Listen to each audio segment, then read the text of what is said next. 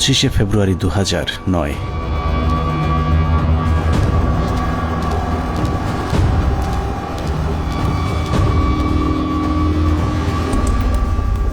মহাজোট সরকার ক্ষমতায় আসার মাস দেড়েকের মাথায় বর্বরতম এক হত্যাকাণ্ডের মাধ্যমে ভেঙে দেয়া হয় সীমান্তে উঁচু করে যারা শত্রুর সামনে প্রাচীর হয়ে থাকত তাদের মেরুদণ্ড।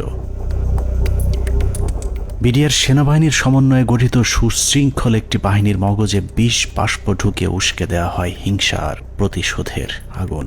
সেই আগুনেই পুড়েছে বিশ্বাস, আস্থা আর ভালোবাসায় তৈরি করা সাজানো গোছানো এক সুখের ঘর। পিলখানায় লাগা সে আগুনে শুধু যে 57 সেনা কর্মকর্তাই পুড়েছে তা নয়, সেই সাথে পুড়েছে কয়েক হাজার জওয়ানের সুখ, স্বপ্ন, সংসার। সীমান্ত অরক্ষিত করে ওদেরকে রক্ষিত করা হয়েছে কারারক্ষীদের ঘরে, যেই ঘরে দিন, মাস, বছর করে গুনে গুনে 15 বছর পার হয়েছে সীমান্ত রক্ষীদের।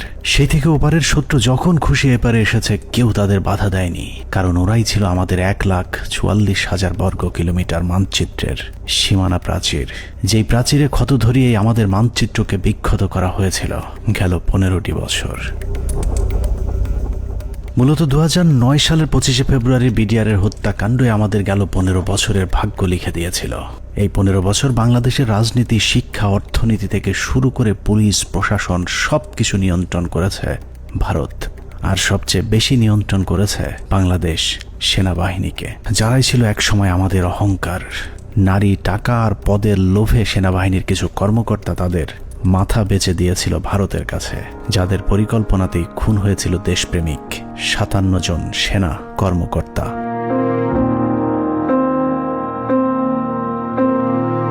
পঁচিশে ফেব্রুয়ারি পিলখানায় আসলে কি ঘটেছিল, কেন ঘটেছিল, সেই ঘটনার পরে কি ঘটেছিল, কিংবা এখন আসলে কি ঘটছে তা নিয়ে আমাদেরকে যতটুকু জানানো হয়েছে তার চেয়েও অনেক বেশি আমাদের থেকে গোপন করে রাখা হয়েছে। ঘটনার শুরু থেকে শেষ পর্যন্ত আমরা যতটুকু জেনেছি তার পুরোটাই পিলখানার মূল ঘটনার বিকৃত এক রূপ, যেখানে সত্যের কোনো বালাই নেই। হাসিনা সবকিছু জানতো। এই বিডিআর এর ঘটনা হাসিনা আসার 1 মাস পরেই কেন ঘটলো? হাসিনা এবং মঈনুদ্দিন এটা জানতো, কাজেই হাসিনাকে একদিন জবাব দিতেই হবে। এটা পিলখানা হত্যাকাণ্ডকে আমরা যদি একটি মুদ্রা হিসাবে ধরি, তাহলে এতদিন আমরা সেই মুদ্রার এক পিঠ দেখেছি, যার আরেক পার্শ্ব আরো ভয়ঙ্কর, আরো নৃশংস, আরো বর্বর, অমানবিক। আমরা শুধু 57 সেনা কর্মকর্তার গল্প শুনেছি, কিন্তু তার চেয়েও কয়েক গুণ মানুষকে হত্যা করা হয়েছে, যেই খবর বিডিআরের পরিবারের বাইরে আর কাউকে জানতে দেওয়া হয়নি। পিলখানা হত্যাকাণ্ডের মামলায় রাজসাক্ষী না হওয়ার জন্য বীর মুক্তিযোদ্ধা ডিএডি আব্দুর রহিম সাহেবকে জেলখানায় নিয়ে নির্মমভাবে ইনজেকশন পোস্ট করে তাকে শহীদ করা হয়। আনুমানিক 28 তারিখ সন্ধ্যার দিকে ওনার ভাইয়ের মেজর ইনাম সাহেবের নির্দেশে আব্বু পিলখানায় আবার জয়েন করে। সন্ধ্যার সময় জয়েন করার সঙ্গে সঙ্গে কিছু আর্মি সদস্যরা আব্বুকে আলাদা করে লোকচক্ষুর আড়ালে নিয়ে যায়। সন্ধ্যা ঘনিয়ে আসার পরে একটা গাড়িতে করে চোখ বেঁধে, হাত বেঁধে ঢাকা ক্যান্টনমেন্টের দিকে নিয়ে যায় এবং ডিজিএফআই সেলে নিয়ে যায়। আব্বু তাদের কথাবার্তাতে বুঝতে পারে যে আব্বু ডিজিএফআই সেলে আছে। ওখানে সম্ভবত একটা 12 নম্বর কোন একটা রুমে আব্বুকে 10 থেকে 12 দিন রাখা হয় এবং অমানবিক নির্যাতন করা হয়। আপনার ইলেকট্রিক শক দেওয়া হয়, লিঙ্গে বাড়ি দেওয়া হয়, অসহনীয় কষ্ট তাদেরকে সহ্য করতে হয়। ড্রিল মেশিন দিয়ে পা ছিদ্র করে, তারপর আপনার পেরেক দিয়ে হাতের পায়ে নখ উপড়িয়ে ফেলায়। 2009 সালে পিলখানায় যে হত্যাকাণ্ড শুরু হয়েছিল সেই হত্যাকাণ্ড এখনো শেষ হয়নি। 25 থেকে 27 তারিখ পর্যন্ত ভাড়াটে খুনিদের দিয়ে সেনা কর্মকর্তাদের খুন করা হয়েছে, আর 27 তারিখের পর থেকে সেনাবাহিনীর ঊর্ধ্বতন কর্মকর্তারা নিজেরাই খুনের কাজ চালিয়ে গিয়েছেন। ঘটনার পর জিজ্ঞাসাবাদের নামে বিডিআরের 167 জন জওয়ানকে নিজেদের হাতে হত্যা করেছে আমাদের গর্বের সেনাবাহিনী। এমনকি সেনাবাহিনীর শিখিয়ে দেওয়া সাক্ষ্য দিতে চায়নি বলে পিলখানার জামে মসজিদের ইমামকে পর্যন্ত নির্মমভাবে হত্যা করা হয়েছে, যিনি ঘটনার শুরু থেকে শেষ পর্যন্ত নিজ চোখে প্রকৃত খুনিদেরকে দেখেছিলেন। এসব তো আমাদের সৈনিকরা করবে না, কখনোই আমাদের সৈনিকরা অফিসারের উপরে আক্রমণ করবে না। যেভাবে গুলি করতে করতে ভিতরে ঢুকে গেছে, আর একজন হিন্দিতে কথা বলে, ইংলিশে কথা বলে, কমেন্ট করে ওদেরকে। পিলখানার ঘটনার বেশিরভাগ তথ্য উপাত্ত আলামত নষ্ট করে দেওয়া হয়েছে। তারপরেও চূড়ান্ত ঝুঁকি নিয়ে দেশপ্রেমিক কয়েকজন সেনা কর্মকর্তা অত্যন্ত গোপনীয়ভাবে কিছু গুরুত্বপূর্ণ তথ্য প্রমাণ নিজেদের সংগ্রহে রেখেছিলেন, বিডিআর হত্যাকাণ্ডের দিন বেঁচে যাওয়া কিংবা পিলখানার বাইরে থেকে বারবার ভেতরে ঢুকে অফিসারদের জীবন বাঁচানোর চেষ্টা করা, অথবা যারা ঘটনার সুষ্ঠু তদন্তের ব্যবস্থা করতে চেয়েছিলেন, এরকম একদল সেনা কর্মকর্তার সহায়তায় আমাদের আজকের অনুসন্ধানটি করা হয়েছে। দীর্ঘ সময় ধরে চলা আমাদের একান্ত প্রচেষ্টায় ঘটনার মূল রহস্য উদ্ঘাটনের সর্বোচ্চ চেষ্টা করা হয়েছে। তারা রাষ্ট্রের মানুষের সুন্দরভাবে একটা সেবা দেওয়ার জন্য দায়িত্ব নেয় নাই এবং মাত্র 1.5 মাসের মাথায় বিডিআর মতো একটা হত্যাযজ্ঞ তারা চালিয়েছিল পরিপূর্ণ রাষ্ট্র সহযোগিতায়। কারণ রাষ্ট্রকে পরিপূর্ণ এই সময় থামিয়ে রাখা হয়। এই জায়গা একটা বিশাল একটা কাজ করার জায়গা কমিশনের, যে এই পোস্টিং গুলা কাদের অর্ডারে হয়েছিল, কি ক্রাইটেরিয়াতে ওনাদেরকে তখন এইভাবে পোস্টেড করা হলো, কেন এত কুইক, মানে এই জিনিসটা তো সন্দেহের উদ্রেক করে, তাই না? যে 18 ইঞ্জিনিয়ার্স এর কর্নেল মেহেদী স্যার এত ইম্পর্টেন্ট সব কাজ করছিল, ওদেরকে যখন ক্লোজ অ্যারেস্ট করে রাখা হয় বা আয়নাঘরের থেকে নিয়ে ইসে রাখা হয়, মেস বিতে ক্লোজ অ্যারেস্ট করে রাখা হয়, তখন এই রেজানুল খান স্যারের সঙ্গে আমার বাবা দেখা করতে গেছিলেন যে আমার খোঁজ নেওয়ার জন্য। তখন উনি বলেন যে আপনার ছেলে মানে বাংলাদেশের সবচেয়ে বড় সন্ত্রাসী, তার কথা একদম ভুলে যান। পিলখানায় আসার আগের 2 বছর 3 বছর তারা আসলে কি করছিল, কোথায় তাদের পোস্টিং ছিল, তারা কাদের সাথে মেলামেশা করছে। আমাদের অনুসন্ধানে সহায়তাকারী এসব অফিসারদের সকলে বিডিআর হত্যাকাণ্ডের ঘটনায় নির্যাতনের শিকার। কেউ কেউ দীর্ঘ সময় গুমের শিকার, কেউ চাকরিচ্যুত হয়েছেন কিংবা জীবন বাঁচাতে চাকরি এবং দেশ ছাড়তে বাধ্য হয়েছিলেন। ডিজিএফআই কেন আমাদেরকে বাধা দিলেন, ও উল্টা আর আমাদের সাথে রাগ করলেন যে কেন তোমরা পলাতক এদেরকে ধরে নিয়ে আসলে, তাদের তো পালিয়ে যেতে দেওয়া হচ্ছিল অন্ধকার করে, লাইন কেটে যে তাদেরকে পালিয়ে যেতে দেওয়া হচ্ছিল। এই বিষয়টা অবশ্যই ওই সময় সমস্ত পত্র পত্রিকায় এসেছিল। আর 3 নাম্বার হচ্ছে যে এই যে এরা যে মানে বললো যে এরা ঠিক জানে না কে তাদের কমান্ড করছে, এই যে জিনিসটা সবার মুখ ঢাকা ছিল। সো কে কাকে কমান্ড করছে এটা তো চেহারা, যেমন আমার সৈনিক কিন্তু সবাইকে চিনে একটা ইউনিটের, আমি সবাইকে চিনি যে আমাকে অমুক স্যার এটা বলেছে। একে তো ওখানে হচ্ছে প্যারেড উপলক্ষে বিভিন্ন ইউনিটের সৈনিকরা এসেছিল, সবার মুখ ছিল বাধা, এর জন্য ওরা জানতো না যে কার কমান্ডে তারা কাজ করছে। সেনাবাহিনীর মধ্যম সারির এসব সেনা কর্মকর্তাদের সংগ্রহে থাকা কিছু গোপন অডিও ভিডিও ছিল আমাদের অনুসন্ধানের মূল পুঁজি। স্পর্শকাতর এসব তথ্য উপাত্ত নিয়ে আমাদের আজকের অনুসন্ধান।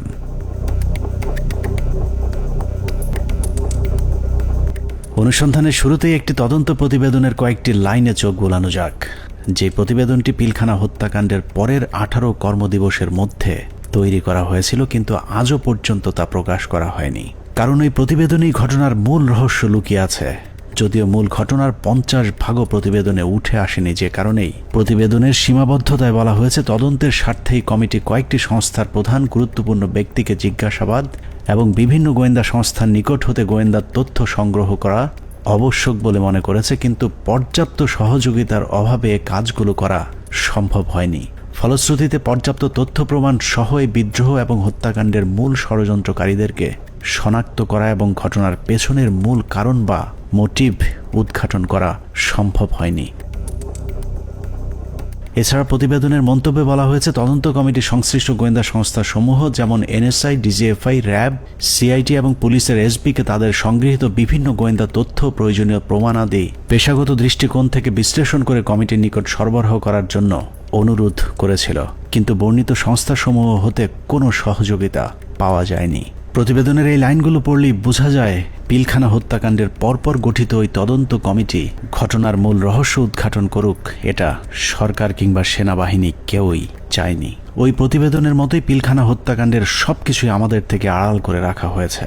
2009 সালের 25 ফেব্রুয়ারি সকালে পিলখানায় দরবার শুরুর পর থেকে 26 তারিখ বিকেল 5টা পর্যন্ত সরকারের পক্ষ থেকে যা কিছু করা হয়েছে সবই জিম্মি হওয়া সেনা কর্মকর্তাদেরকে হত্যার উদ্দেশ্যে, কাউকে বাঁচানোর জন্য নয়। 25 তারিখ সকাল থেকেই তৎকালীন প্রধানমন্ত্রী শেখ হাসিনা, 3 বাহিনী প্রধান, ডিজিএফআই, এনএসআই প্রধান, সামরিক সচিব তারেক সিদ্দিকী সহ সকলেই সেনা কর্মকর্তাদের হত্যার মিশন সম্পূর্ণ করবার জন্য শেখ হাসিনার তৎকালীন সরকারি বাসভবন যমুনায় অবস্থান করছিলেন। পিলখানার ঘটনায় বেঁচে আসা সেনা কর্মকর্তাদের একজন মোহাম্মদ জাহিদি আহসান হাবিব দরবার হলে গোলাগুলি শুরুর পর তিনিই প্রথম জেনারেল তারেক সিদ্দিকীকে ফোন করে বলেছিলেন তাদেরকে বাঁচানোর জন্য, কিন্তু তারেক সিদ্দিকী ফোন কেটে দেন। তারপর থেকে আর তারেক সিদ্দিকীকে টেলিফোনে পাওয়া যায়নি। আমাদেরকে যাতে সাহায্য করার জন্য, যাতে আর্মি যাতে আমাদেরকে হেল্প করে, তার জন্য আমি জেনারেল তারেককে আমি সাহায্য চেয়েছিলাম। আমি জেনারেল তারেকের সাথে জেনারেল শাকিলের কথা বলে দিয়েছিলাম আর্মিরা যাতে এখানে ইন্টারভেনশন করে, আর্মি যাতে পাঠায়, কিন্তু তারা কোনো আর্মি পাঠায়নি বা আমাদের কোনো সাহায্য করা হয়নি।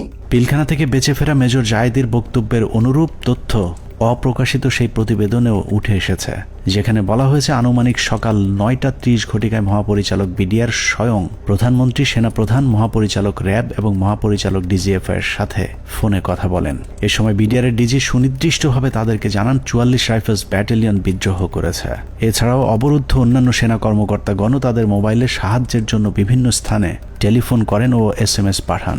আত্মীয় স্বজন, বন্ধু বান্ধব ও সহকর্মীদের তাদের অসহায়ত্বের খবর জানান। সাহায্য প্রত্যাশা আটকে পড়া কর্মকর্তারা জানায় দরবার হল বিদ্রোহী জওয়ানদের নিয়ন্ত্রণে, আমরা বন্দী, আর কথা বলা যাচ্ছে না, দ্রুত ব্যবস্থা নিন, আর হয়তো দেখা হবে না, তুমি ভালো থেকো, আমার সন্তানদের যত্ন নিও, ইত্যাদি ইত্যাদি। প্রতিবেদনের এতটুকু অংশ পড়লেই বোঝা যাচ্ছে যে সকাল 9:30টায় প্রধানমন্ত্রী, সেনাপ্রধান, র্যাব ডিজি এবং ডিজিএফআই, NSI সহ সকলেই বিডিআরের ডিজি মেজর জেনারেল শাকিল আহমেদের পরিণতি কি হতে যাচ্ছে তা জেনে গিয়েছিলেন। তারপরেও কোনো পদক্ষেপ নেওয়া হয়নি। সাথে প্রায় 1 প্লাটুন আমার র্যাব ছিল, আমার সাথে আরো 2-3 জন অফিসার ছিল। আমি মেজর রাজনের কথা বলেছি, মেজর রাজন অলথ্রু আমার সাথে ছিল, আমার সাথে আরো 2-3 জন পুলিশ অফিসার ছিল। মেজর জুলকার তখন সম্ভবত সে ক্যাপ্টেন জুলকার ছিল, ক্যাপ্টেন ইয়াসির ছিল, আপনার ওইদিকে আমার 5 নম্বর গেটে মেজর আমিন ছিল, আমার টুয়াইসি বর্তমানে সে প্রবাসী মেজর আমজাদ ছিল, আমার সঙ্গে ছিল আরো আপনার এসপি শহীদ ছিল, আমার অ্যাডজুটেন্ট খালিদ, ক্যাপ্টেন খালিদ ছিল। তো অসংখ্য অফিসার, প্রায় 7-8 জন আমার মিলিটারি এবং পুলিশ অফিসার সব মিলে প্রায় আমি মনে 7-8 আরো বেশি 10-12 জন আমরা 5 নম্বর গেটে ছিলাম। আমরা কিন্তু কমপ্লিটলি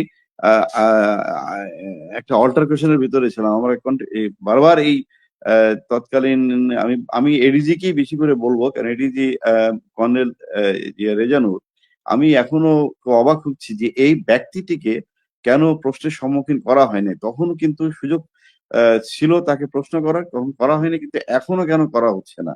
এই ব্যক্তিটি কিন্তু আমাদেরকে বারবার বাধা দিয়েছে যে আমরা যেন ভিতরে প্রবেশ না করি। সে যমুনা ভবনের থেকে সে বারবার বলছিল এবং ফের রেফারেন্স দিচ্ছিল প্রাইম মিনিস্টারের, যে উনি বলেছেন একটা আলোচনা হবে, কেউ যেন আমরা এখানে বিডিআর গেটে কোনো ধরনের আক্রমণ না করি এবং ভিতরে ঢোকার চেষ্টা না করি। ততক্ষণে সেনাবাহিনী এবং র্যাবের বেশ কয়েকটি দল পিলখানার বিভিন্ন গেটে অবস্থান নিয়েছিল। ভেতরের পরিস্থিতি ক্রমেই নিয়ন্ত্রণের বাইরে চলে যাচ্ছে সেই খবর তাদের কাছেও পৌঁছেছিল, কিন্তু তাদেরকে পিলখানার ভেতরে অভিযান চালানোর পথে বাধা সৃষ্টি করে রেখেছিল সেই একই জায়গা থেকে। রেজাকে সেখানে কর্নেল রেজানুর খান, র্যাবের এডিজি, সে থামাই দেয় যে কোনোভাবে, সে ঢুকতে পারে নাই। সেটা কিন্তু আমি বলতেছি অ্যারাউন্ড 9 AM আমরা আসবার আগে, যেটা আমাকে রেজা, আমি ওখানে যাওয়ার পরে 10:30টার সময় রেজা আমাকে ব্রিফ করে যে স্যার এই অবস্থা, আপনারা কি ঢুকতে পারবেন?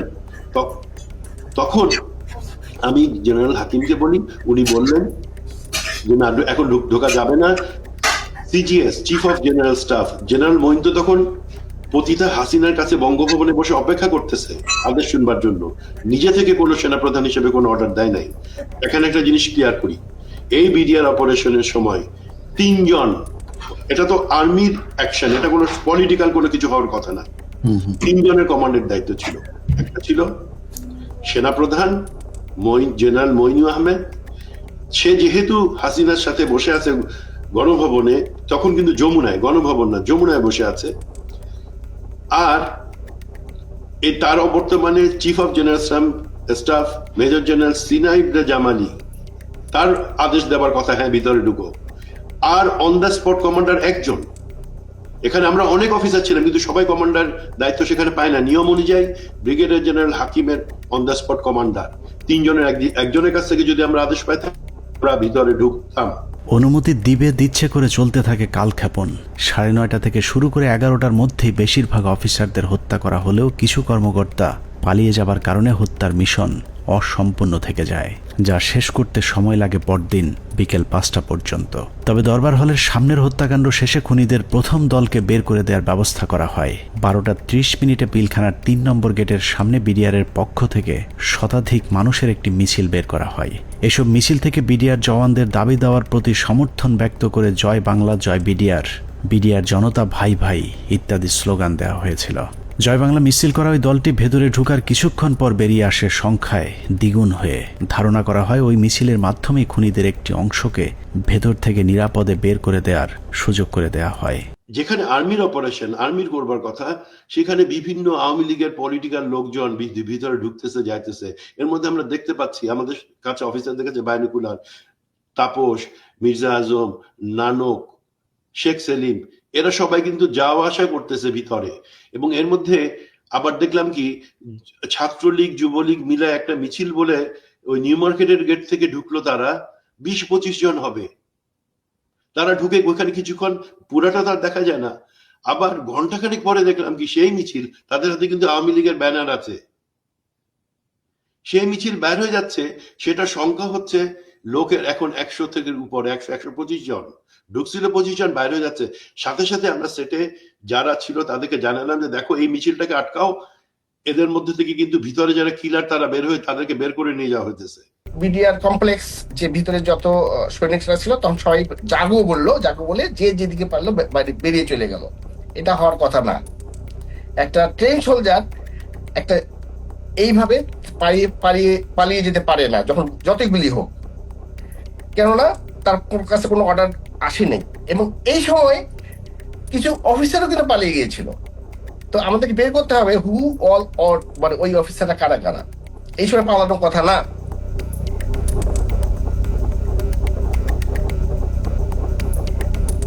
দুপুর 1:30।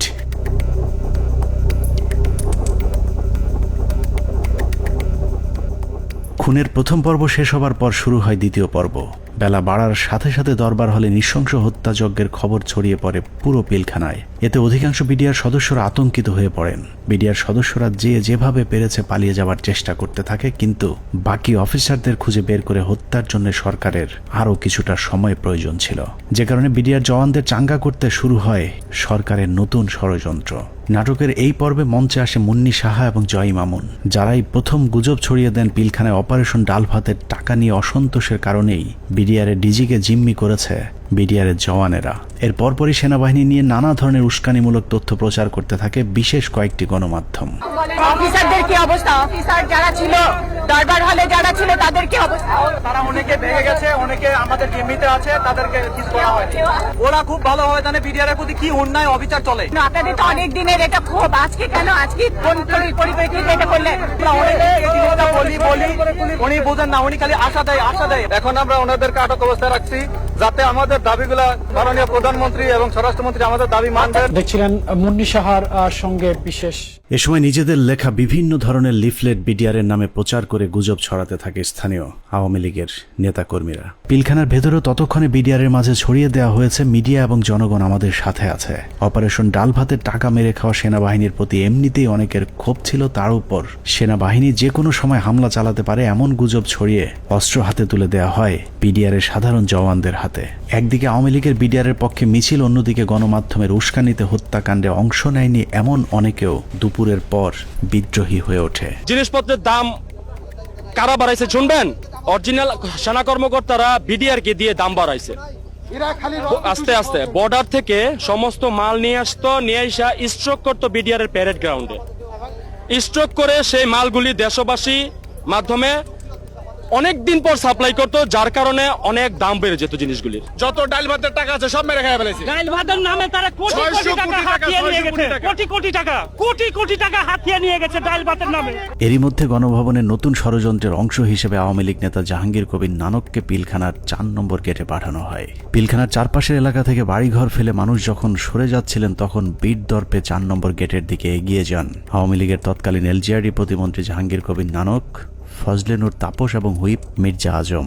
অন্যদিকে প্রস্তুত ছিলেন সাংসদ মাহবুবারা গিনি এবং ওয়ারেসাত হোসেন সহ আওয়ামী লীগের বেশ কয়েকজন নেতাকর্মী। একজন মহিলা এমপি, তো মহিলা এমপিকে কাছে আসার পরে তখন আমি চিনতে পেরেছিলাম। তো আর ওনাদের দুজনকে তো আমি চিনি। তো ওনারা এসে আসে জানানোর পরে ফরিদুল কারোর কাছে এসে মহিলারা জিজ্ঞেস করলেন যে আমি কি একটা সাদা পতাকা পেতে পারি? তো স্যার তখন পিছন দিকে ঘুরে তাকালেন, ঘুরে তাকিয়ে সৈনিককে জিজ্ঞেস করলেন যে তোমাদের কারোর কাছে কোনো সাদা পতাকা বা এরকম কোনো কিছু আছে কিনা। তো তৎপরিবর্তিতে ওখান থেকে ওরকম সাদা পতাকার কোনো কিছু না পাওয়াতে উনি স্যার বললেন যে আমার কাছে একটা রুমাল আছে, এটাতে চলবে কিনা। উনি ওটা দিয়ে দিলেন, বাট ওনারা এই সময় স্যার কিন্তু ওনাদেরকে জিজ্ঞেস করলেন যে আপনারা যে এখান দিয়ে যাবেন তো ওখান থেকে গুলি হচ্ছে, তো তখন ওই মহিলা এমপি গিনি বলেছিলেন যে না আমাদেরকে গুলি করবেন বা গুলি আসবে না আমাদের দিকে, আপনি এটা নিয়ে চিন্তা করবেন। তো এই জিনিসগুলো কিন্তু কিছু সিগনিফিকেন্ট জিনিস, তখন এগুলো অর্থ বুঝি নাই যে ওনারা এইভাবে এত কনফিডেন্ট, বাট এগুলো যেমন পরবর্তীতে জীবনে আসার পরে আমি বুঝতে পেরেছি যে আচ্ছা এইটার মানে তাহলে এই জিনিসটা দাঁড়ায়। আওয়ামী লীগের ওই প্রতিনিধি দলকে পেয়ে বিডিআর সদস্যরা মনে করেছিল তারা হয়তো বিডিআরকে বাঁচাতেই এসেছিল, কিন্তু এটাই ছিল বিডিআরের জন্য সবচেয়ে ভয়ঙ্কর ফাঁদ, যেই ফাঁদে পা দেয় পিলখানা হত্যাকাণ্ডের পুরো দায় বিডিআরের উপর চলে আসে। পিলখানা 4 নম্বর গেটে যখন নানক আজমদের নেতৃত্বে আওয়ামী লীগের একটা দল পিলখানার ভেতরে পৌঁছায়, তখন বিডিআরের পোশাক পরা কিছু লোক তাদের সাথে বেশ কিছুক্ষণ কথাবার্তা বলেন। তাদের মধ্যে কি কথা হয়েছে সেটা জানা না গেলেও এর পরপরই বিডিআরের কয়েকজন ব্যক্তিকে সামনে নিয়ে আসা হয় যাদের নাম এর আগে কখনো শোনা যায়নি। তাদের মধ্যে একজন ডিএডি তৌহিদ, যাকে আমরা পিলখানা হত্যাকাণ্ডের কথিত মূল হোতা হিসেবে এতদিন ধরে জেনে এসেছি। নানক আজমদের সাথে বৈঠক করা ওই দলটি ডিএডি তৌহিদ সহ কয়েকজন ডিএডিকে খুঁজতে থাকেন। বিডিআরের পোশাক পরা ওই দলটি ডিএডি তৌহিদের পিলখানার বাসায় গিয়ে তৌহিদের সন্ধান চেয়েছিলেন, কিন্তু বিডিআরের পোশাক পরা থাকলেও ডিএডি তৌহিদ সেনাবাহিনী নাকি বিডিআরের কর্মকর্তা সেটাও তারা জানতেন না। আমার বাসার সামনে নেম প্লেট ছিল তৌহিদ লেখা, জিজ্ঞেস করতেছে যে তৌহিদ উনি কি বিডিআর না আর্মির? আমি বলছি উনি বিডিআর এর র্যাঙ্ক কি? ডিএডি কি আর্মির না বিডিআর এর? মানে ওনারা এটাও চিনে না যে ডিএডি র্যাঙ্ক আর্মি বিডিআর এ হয়, বুঝেন? তাহলে ডিএডি তৌহিদের পরিবারকে ভয়ভীতি দেখিয়ে তার অবস্থান জানা হয়। এরপরই প্রথমবারের মতো দৃশ্যপটে আসেন ডিএডি তৌহিদ, ডিএডি আব্দুর রহিম সহ বেশ কয়েকজন বিডিআরের সৈনিক, যাদেরকে বিডিআর বিদ্রোহের নেতা পরিচয় দিয়ে নিয়ে যাওয়া হয় প্রধানমন্ত্রীর সাথে বৈঠকে। বেলা 3:40 বিডিআরের 14 দলের একটি প্রতিনিধি দল শেখ হাসিনার বাসভবন যমুনায় প্রবেশ করেন। পিলখানা হত্যাকাণ্ড নিয়ে করা গোপন সেই প্রতিবেদনে উল্লেখ করা হয়েছে, বিডিআরের ওই প্রতিনিধি দলটি যমুনায় শেখ হাসিনার সাথে বৈঠকের সময় সেখানে আর কাউকে থাকতে দেওয়া হয়নি। অর্থাৎ পিলখানার ভেতরে সেনা কর্মকর্তাদের ভাগ্যে কি ঘটেছিল সেই খবর একমাত্র শেখ হাসিনাকেই জানানো হয়েছিল। যমুনায় বৈঠক শেষে বিডিআরের প্রতিনিধি দল গেটের বাইরে আসার পর অপেক্ষমান সাংবাদিকদের সাথে কথা বলেন। সেখানে নানান প্রশ্নের জবাব দেওয়ার পর ভেতরে কতজন শহীদ হয়েছেন সেটা নিয়ে জিজ্ঞেস করতেই ডিএডি তৌহিদকে সেখান থেকে সরিয়ে নিয়ে যায় জাহাঙ্গীর কবির নানক। কতজন মারা গেছেন?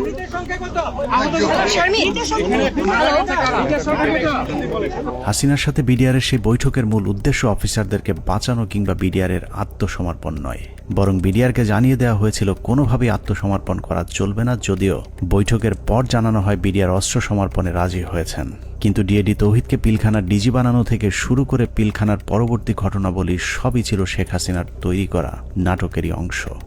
মাননীয় প্রধানমন্ত্রী তাদের আবেদনের পরিপ্রেক্ষিতে, বিডিআর সদস্য ভাইদের আবেদনের পরিপ্রেক্ষিতে আজকের ঘটনার সাধারণ ক্ষমা ঘোষণা করেছেন। সে বৈঠকের পর রহস্যজনক একটি বিষয় লক্ষ্য করা যায়। শেখ হাসিনা বিডিআরের প্রতিনিধি দলের সাথে বৈঠকে পিলখানায় আটকে পড়া নারী ও শিশুদের মুক্তির দাবি করলেও জিম্মি থাকা সেনা কর্মকর্তাদের মুক্তির বিষয়ে কোনো কথা বলেননি। ভিতরে যারা মহিলা, শিশু, সন্তানদের নিয়ে যারা আটকা পড়েছেন হেডকোয়ার্টারের ভিতরে, তাদেরকে এই মুহূর্তে তারা যাওয়ার পরিস্থিতি ব্যবস্থা করে দিবেন। কেন শুধুই নারী শিশুদের মুক্তি চাওয়া হয়েছিল সেই প্রশ্নের উত্তর জানতে আমরা 2009 সালের একটি জিজ্ঞাসাবাদের অডিও শুনে আসব, যেখানে পিলখানা হত্যাকাণ্ডে অভিযুক্ত হিসেবে জাহাঙ্গীর কবির নানককে সেনাবাহিনীর বিশেষ একটি তদন্তকারী দল জিজ্ঞাসাবাদ করেছিলেন। যদিও সেই অনুসন্ধান আর চলতে দেওয়া হয়নি, তারপরেও সেদিনের জিজ্ঞাসাবাদে কি কথা হয়েছিল তার পুরো ক্যাসেটটি সেনাবাহিনীর একটি সূত্র আমাদের কাছে পাঠিয়েছে। এত বড় একটা নেগোসিয়েশন হলো, ডিজি এবং অফিসার বা ফ্যামিলিদের বেরিয়ে আসার ব্যাপারে কোনো আপনার স্টেটমেন্ট তো ছিল না, বা না বলছি যে আপনার মানে এটা নেগোসিয়েশন ডিলের মধ্যে এটা হলো না কেন যে ঠিক আছে তোমরা এটা রাখো, এটা ছাড়ো, অস্ত্র দাও, এই কন্ডিশনস সবাইকে ছেড়ে দিল না, তাহলে তো কেউ যাবে নিয়ে আসবে বা ডিজির সাথে কথা হবে, আচ্ছা ঠিক আছে সাধারণ ক্ষমা হবে, কিন্তু তার আগে আমি ডিজির সাথে কথা বলে সেই পরিপ্রেক্ষিতে কিন্তু ওনারা ঢুকলেন মাননীয় স্বরাষ্ট্রমন্ত্রী মহোদয়। না ওইটা আমি বলতেছি যখন সাধারণ ক্ষমা ঘোষণার আগে লাস্ট একটা কন্ডিশন হওয়া উচিত ছিল যে আমি ডিজি যেহেতু আটকাছে বলতেছো, সুতরাং তোমাদের কাউকে পাঠাও, ডিজির সাথে আমি কথা বলে নিশ্চিত হতে চাই। মানে তখন কিন্তু অলরেডি দেশের 16 কোটি মানুষ কোনো না কোনো ভাবে আন্দাজ করে ফেলছে যে ডিজি মারা গেছে 4টার সময় প্রাইম মিনিস্টার অফিসে যখন আলাপ হয়। তা এই আলাপের মধ্যে ডিজির মৃত্যুর বিষয়টা আসলো না কি করে, বা অল ইন্টেলিজেন্স সোর্সেস মিস করলো কি করে, যে আপনার কোনো প্রেস ব্রিফিং এও এটা আসলো না অফিসার ফ্যামিলি? সরি, আসছে। আমি এই যে সেটা আমার কাছে আপনার প্রেস ব্রিফিং এ শুধু জিম্মির ব্যাপার আসছে, বা ডিজি বা তার অন্যান্য অফিসারদের রিলিজের ব্যাপারে যারা আটক আছেন তাদেরকে পার্টিকুলার ডিজি কথা বলা হয়নি স্যার। আমার কথাই নাই, কিন্তু বলা ছিল যাদেরকে জিম্মি করছেন, but it was A casual not না যে অফিসার ওকে ডিজি এবং অফিসাররা ফেরত আসবে অথবা 10 জন থাকবে বাকিটা কিন্তু ওই DG being the main centre focus point of BDR, আমাদের কিন্তু প্রথমে আসলে ডিজি আছে কিনা এই জিনিসটা কিন্তু কোথাও কোনো প্রেস ব্রিফিং এ কোথাও মানে সাধারণ ক্ষমার আগে তো এই কন্ডিশন হয়ে যাবে, যেটা হত্যাকারী তো সাধারণ ক্ষমা পেতে পারে। অল এরকম কিন্তু আলোচনা হয়েছে, কিন্তু পার্টিকুলারলি ডিজি বলানের শুধু ওখানে বলা ছিল যে সকল মহিলা, শিশু এবং অফিসাররা যারা জিম্মি, এই শব্দটা বলা হচ্ছে। আপনি বলেছেন যে সমস্ত মহিলা, শিশু, but you never talked about office DG এবং অন্যান্য অফিসার। স্যার আমি আপনাকে আপনার ভিডিও ক্লিপটা শোনাতে চাচ্ছি, একটু আমি দেখে। সেনা কর্মকর্তাদের মুক্তি না চাওয়াটা কোনো ভুলবশত ঘটনা নয়, বরং শেখ হাসিনা জানতেন ওইসব কর্মকর্তাদেরকে এরই মধ্যে হত্যা করা হয়েছে, যে কারণেই তাদের মুক্তি না চেয়ে বরং নিহত সেনা কর্মকর্তাদের লাশ গুম এবং বেঁচে যাওয়া বাকি কর্মকর্তাদের খুঁজে খুঁজে মারার জন্য আরও কালক্ষেপণ করা হয়েছিল। সে কারণে বৈঠক শেষে বিডিআরের সদস্যরা পিলখানায় যাবার পর আবারও নতুন করে গোলাগুলি শুরু হয়। অপ্রকাশিত ওই প্রতিবেদনে বলা হয়েছে, এ সময় বিদ্রোহীরা তাদের অপকর্মের সুবিধার্থে পিলখানার অভ্যন্তরে বিশেষ বিশেষ স্থানে বিদ্যুৎ নিভিয়ে দেয়, কিন্তু সরকারের পক্ষ থেকে ওইসব এলাকায় বিকল্প ব্যবস্থায় আলোকিত করার কোনো ব্যবস্থা করা হয়নি এবং তদন্তকারী দল এ ব্যাপারে কোনো সদুত্তরও দেয়নি। প্রতিবেদনের পরের অংশে অত্যন্ত গুরুত্বপূর্ণ কিছু তথ্য দেওয়া হয়েছে, যেখানে বলা হয়েছে সরকার ঘোষিত সিদ্ধান্ত ও আলোচনার প্রেক্ষিতে পিলখানার ভেতরে আটককৃত অফিসার ও তাদের পরিবারের সদস্যদের বের করে আনার সুযোগ হতে পারে, এ চিন্তায় ডিএমপির 10টি ট্রাক ও 10টি বাস 4 নম্বর গেটের সামনে নিয়ে যাওয়া হয়। সেই 10টি ট্রাক ও 10টি বাসে করে কাদেরকে নেওয়া হয়েছিল সেই প্রশ্নের উত্তর পাওয়া গেলেই অনেক কিছু পরিষ্কার হয়ে যাবে। রাত 8টায় হোটেল আম্বালাইনে শুরু হয় নাটকের আরেক পর্ব। বিডিআর প্রতিনিধি দলের সাথে তৎকালীন স্বরাষ্ট্রমন্ত্রী অ্যাডভোকেট সাহারা খাতুনের আবারও বৈঠক শুরু হয়। এ সময় তার সাথে পুলিশের আইজিপি, র্যাবের ডিজি, গোয়েন্দা সংস্থার কর্মকর্তা ছাড়াও যথারীতি নানক ও আজমও উপস্থিত ছিলেন। এসব আলোচনাগুলোতে আসলে বিডিআরের কোনো সিদ্ধান্ত জানানোর সুযোগ ছিল না। সরকারের পক্ষ থেকে যা সিদ্ধান্ত নেওয়া হতো সেটাই বিডিআরের দাবি বলে প্রচার করা হয়েছে। ওই মিটিং শেষে গণমাধ্যমকে আবারও জানানো হয় বিডিআর অস্ত্র সমর্পণে রাজি হয়েছেন, তবে সেনাবাহিনীর কাছে নয়, তারা পুলিশের কাছে অস্ত্র সমর্পণ করবেন। কথা মতো রাত 1টায় স্বরাষ্ট্রমন্ত্রী সাহারা খাতুন, আইন প্রতিমন্ত্রী অ্যাডভোকেট কামরুল ইসলাম এবং পুলিশের মহাপরিদর্শক সহ আওয়ামী লীগের কয়েকজন নেতাকর্মী একটি বিশেষ গাড়ি যোগে পিলখানার ভেতরে প্রবেশ করেন। আওয়ামী লীগের প্রতিনিধি দলের পিলখানায় যাবার মূল উদ্দেশ্য কি ছিল সেটা পরিষ্কার হয়ে যাবে তাদের সন্দেহজনক কিছু কার্যক্রম দেখলেই। প্রতিনিধি দলের প্রথমেই সেনাবাহিনীর জিম্মি থাকা কর্মকর্তাদের খুঁজে বের করার কথা থাকলেও সাহারা খাতুন সহ প্রতিনিধি দলটি কয়েকটি বাসায় গিয়ে মাত্র 15 জনকে উদ্ধার করে নিয়ে আসেন। অথচ সেনাবাহিনীর কর্মকর্তারা কোথায় আছেন, তাদের পরিবারের কি পরিণতি হয়েছে, এ ব্যাপারে কোনো আগ্রহ দেখায়নি আওয়ামী লীগের ওই প্রতিনিধি দলটি।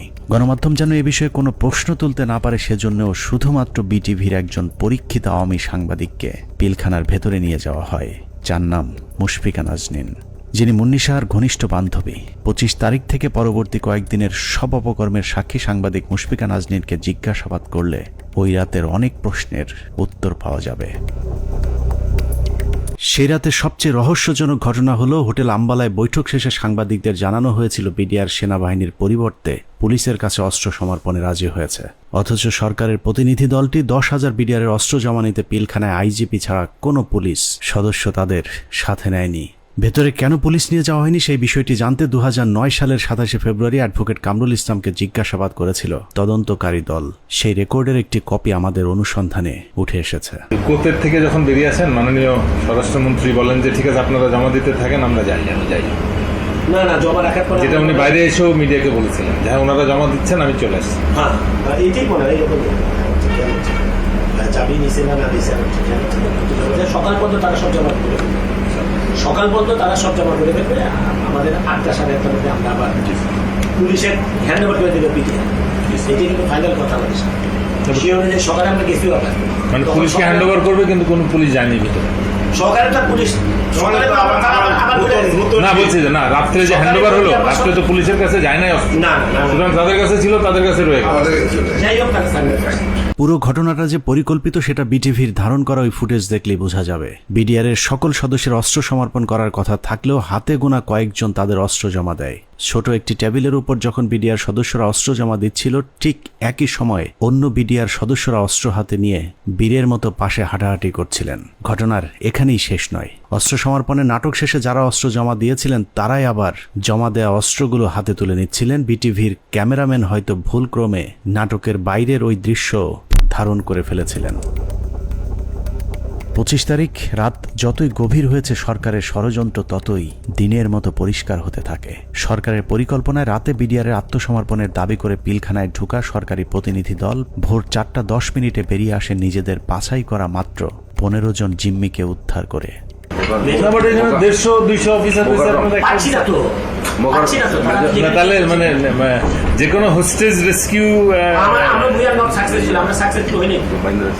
মানে যে কোনো হোস্টেজ রেস্কিউ অপারেশনের প্রথম তো আমার হোস্টেজের কে কে আছে, অফিসার এবং তার পরিবার। কয়জন অফিসারকে আমার সাথে আনলাম, কয়জন প্লাস হোস্টেজের মধ্যে সব থেকে বড় হোস্টেজ যেটা ডিজি এবং তার পরিবার, তাদের কেউই আসলো না। তাদের বেঁচে আছে না মরে গেছে তাও জানলাম না। তাহলে হোস্টেজ অপারেশন কি হবে? ওরা তো আজকে হোস্টেজ রেস্কিউ করতে যান, ইনসিডেন্টালি তখন নিয়ে আসছেন হয়তো। নাটকের পর নাটক শেষে পরদিন সকাল শুরু হয় আরেক নাটকের মধ্য দিয়ে। 26 তারিখ সকাল 9টায় কৃষিমন্ত্রী মতিয়া চৌধুরী, জাহাঙ্গীর কবির নানক, জাতীয় পার্টির চেয়ারম্যান হোসেন মোহাম্মদ এরশাদ, আইন প্রতিমন্ত্রী কামরুল ইসলাম এবং ব্যারিস্টার তাপস আবারও পিলখানার 4 নম্বর গেটে উপস্থিত হন। ওদিকে 3 নম্বর গেটে আওয়ামী লীগের 200-300 নেতাকর্মী উপস্থিত হয়ে আবারও বিডিআর এর পক্ষে স্লোগান দিতে থাকেন। এক পর্যায়ে মিছিলটি পিলখানার ভেতরে ঢুকে যায়। তবে ভেতরে যে কজন ঢুকেছিলেন তার চেয়ে কয়েক গুণ বেশি লোকজন নিয়ে পিলখানা থেকে কিছুক্ষণ পরে বেরিয়ে আসে আওয়ামী লীগের ওই মিছিলটি। 27 তারিখ তো 26 তারিখে একটা মাইক্রোবাসে করে বাইরের যে লোকেরা ভেতরে ঢুকেছিল তারা বের হয়ে যায়। 26 তারিখ দুপুর 2:30 12 সদস্যের মহাজোট মধ্যস্থকারী কমিটি গঠন করা হয়। আওয়ামী লীগ নেতা আব্দুল জলিলের নেতৃত্বে এই কমিটি আবারও হোটেল আম্বালাইনে বিডিআর এর সাথে লোক দেখানো বৈঠক করেন। বৈঠক শেষে স্বরাষ্ট্রমন্ত্রী সাহারা খাতুন, জাহাঙ্গীর কবির নানক এবং মির্জা আজম আবারও 4 নম্বর গেট দিয়ে পিলখানায় প্রবেশ করেন। বিকেল 5টায় শেষবারের মতো আবারও ঘোষণা দেওয়া হয় বিডিআর অস্ত্র সমর্পণ করবে। মজার বিষয় হলো বিডিআর এবার আর পুলিশ কিংবা সেনাবাহিনীর কাছে অস্ত্র জমা দেওয়ার কোনো শর্ত দেয়নি। তবে শর্ত না থাকলেও পুলিশের মাধ্যমে পিলখানার নিয়ন্ত্রণ নেয় সরকার। এর পরপরই শেখ হাসিনা জাতির উদ্দেশ্যে ভাষণে বলেন, পরিস্থিতি এখন সম্পূর্ণ সরকারের নিয়ন্ত্রণে। নানা ধরনের গুজব ছড়িয়ে পরিস্থিতিকে ঘোলাটে করার চেষ্টাও মহল বিশেষ করছে, সে বিষয়েও সকলকে সজাগ থাকার আমি অনুরোধ জানাই। 27 তারিখ বাংলাদেশের মানুষের ঘুম ভেঙেছে ইতিহাসের নারকীয় এক হত্যাকাণ্ডের সাক্ষী হয়ে। শোকে বিহ্বল জাতির মেধাবী 57 কর্মকর্তার ক্ষত বিক্ষত এক একটি মরদেহ যেন গোটা জাতিকে দুমড়ে মুছড়ে শোকে স্তব্ধ করে দিয়েছিল।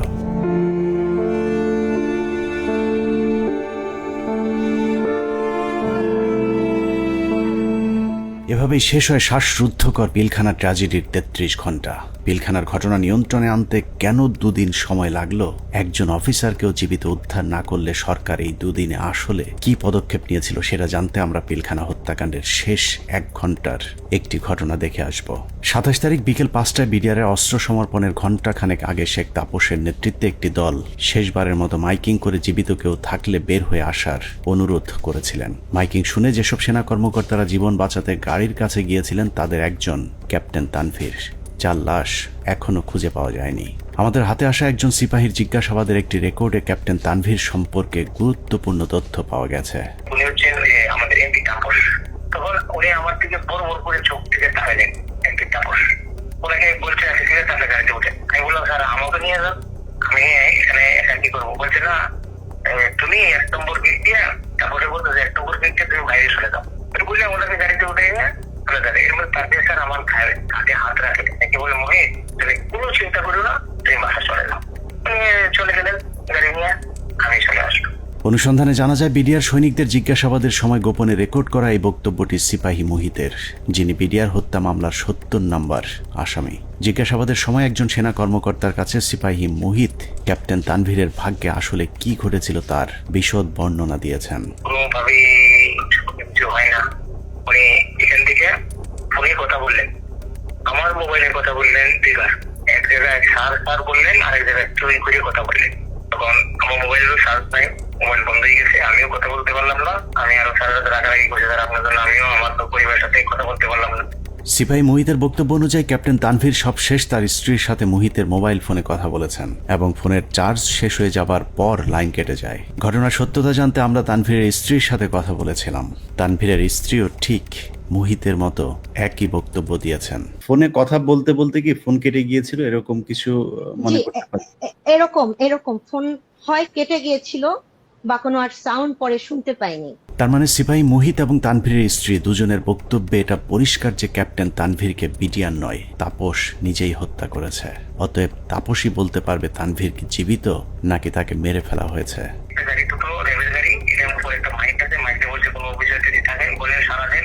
আমরা আপনাদেরকে উদ্ধার করতে আসছি। আমি বললাম স্যার এই তো আপনার নেওয়ার জন্য গাড়ি আসছে, আপনি চলে যেতে পারবেন, রাখো তুমি আগে একা বাইরেও গাড়ির টিকিট বের করতে।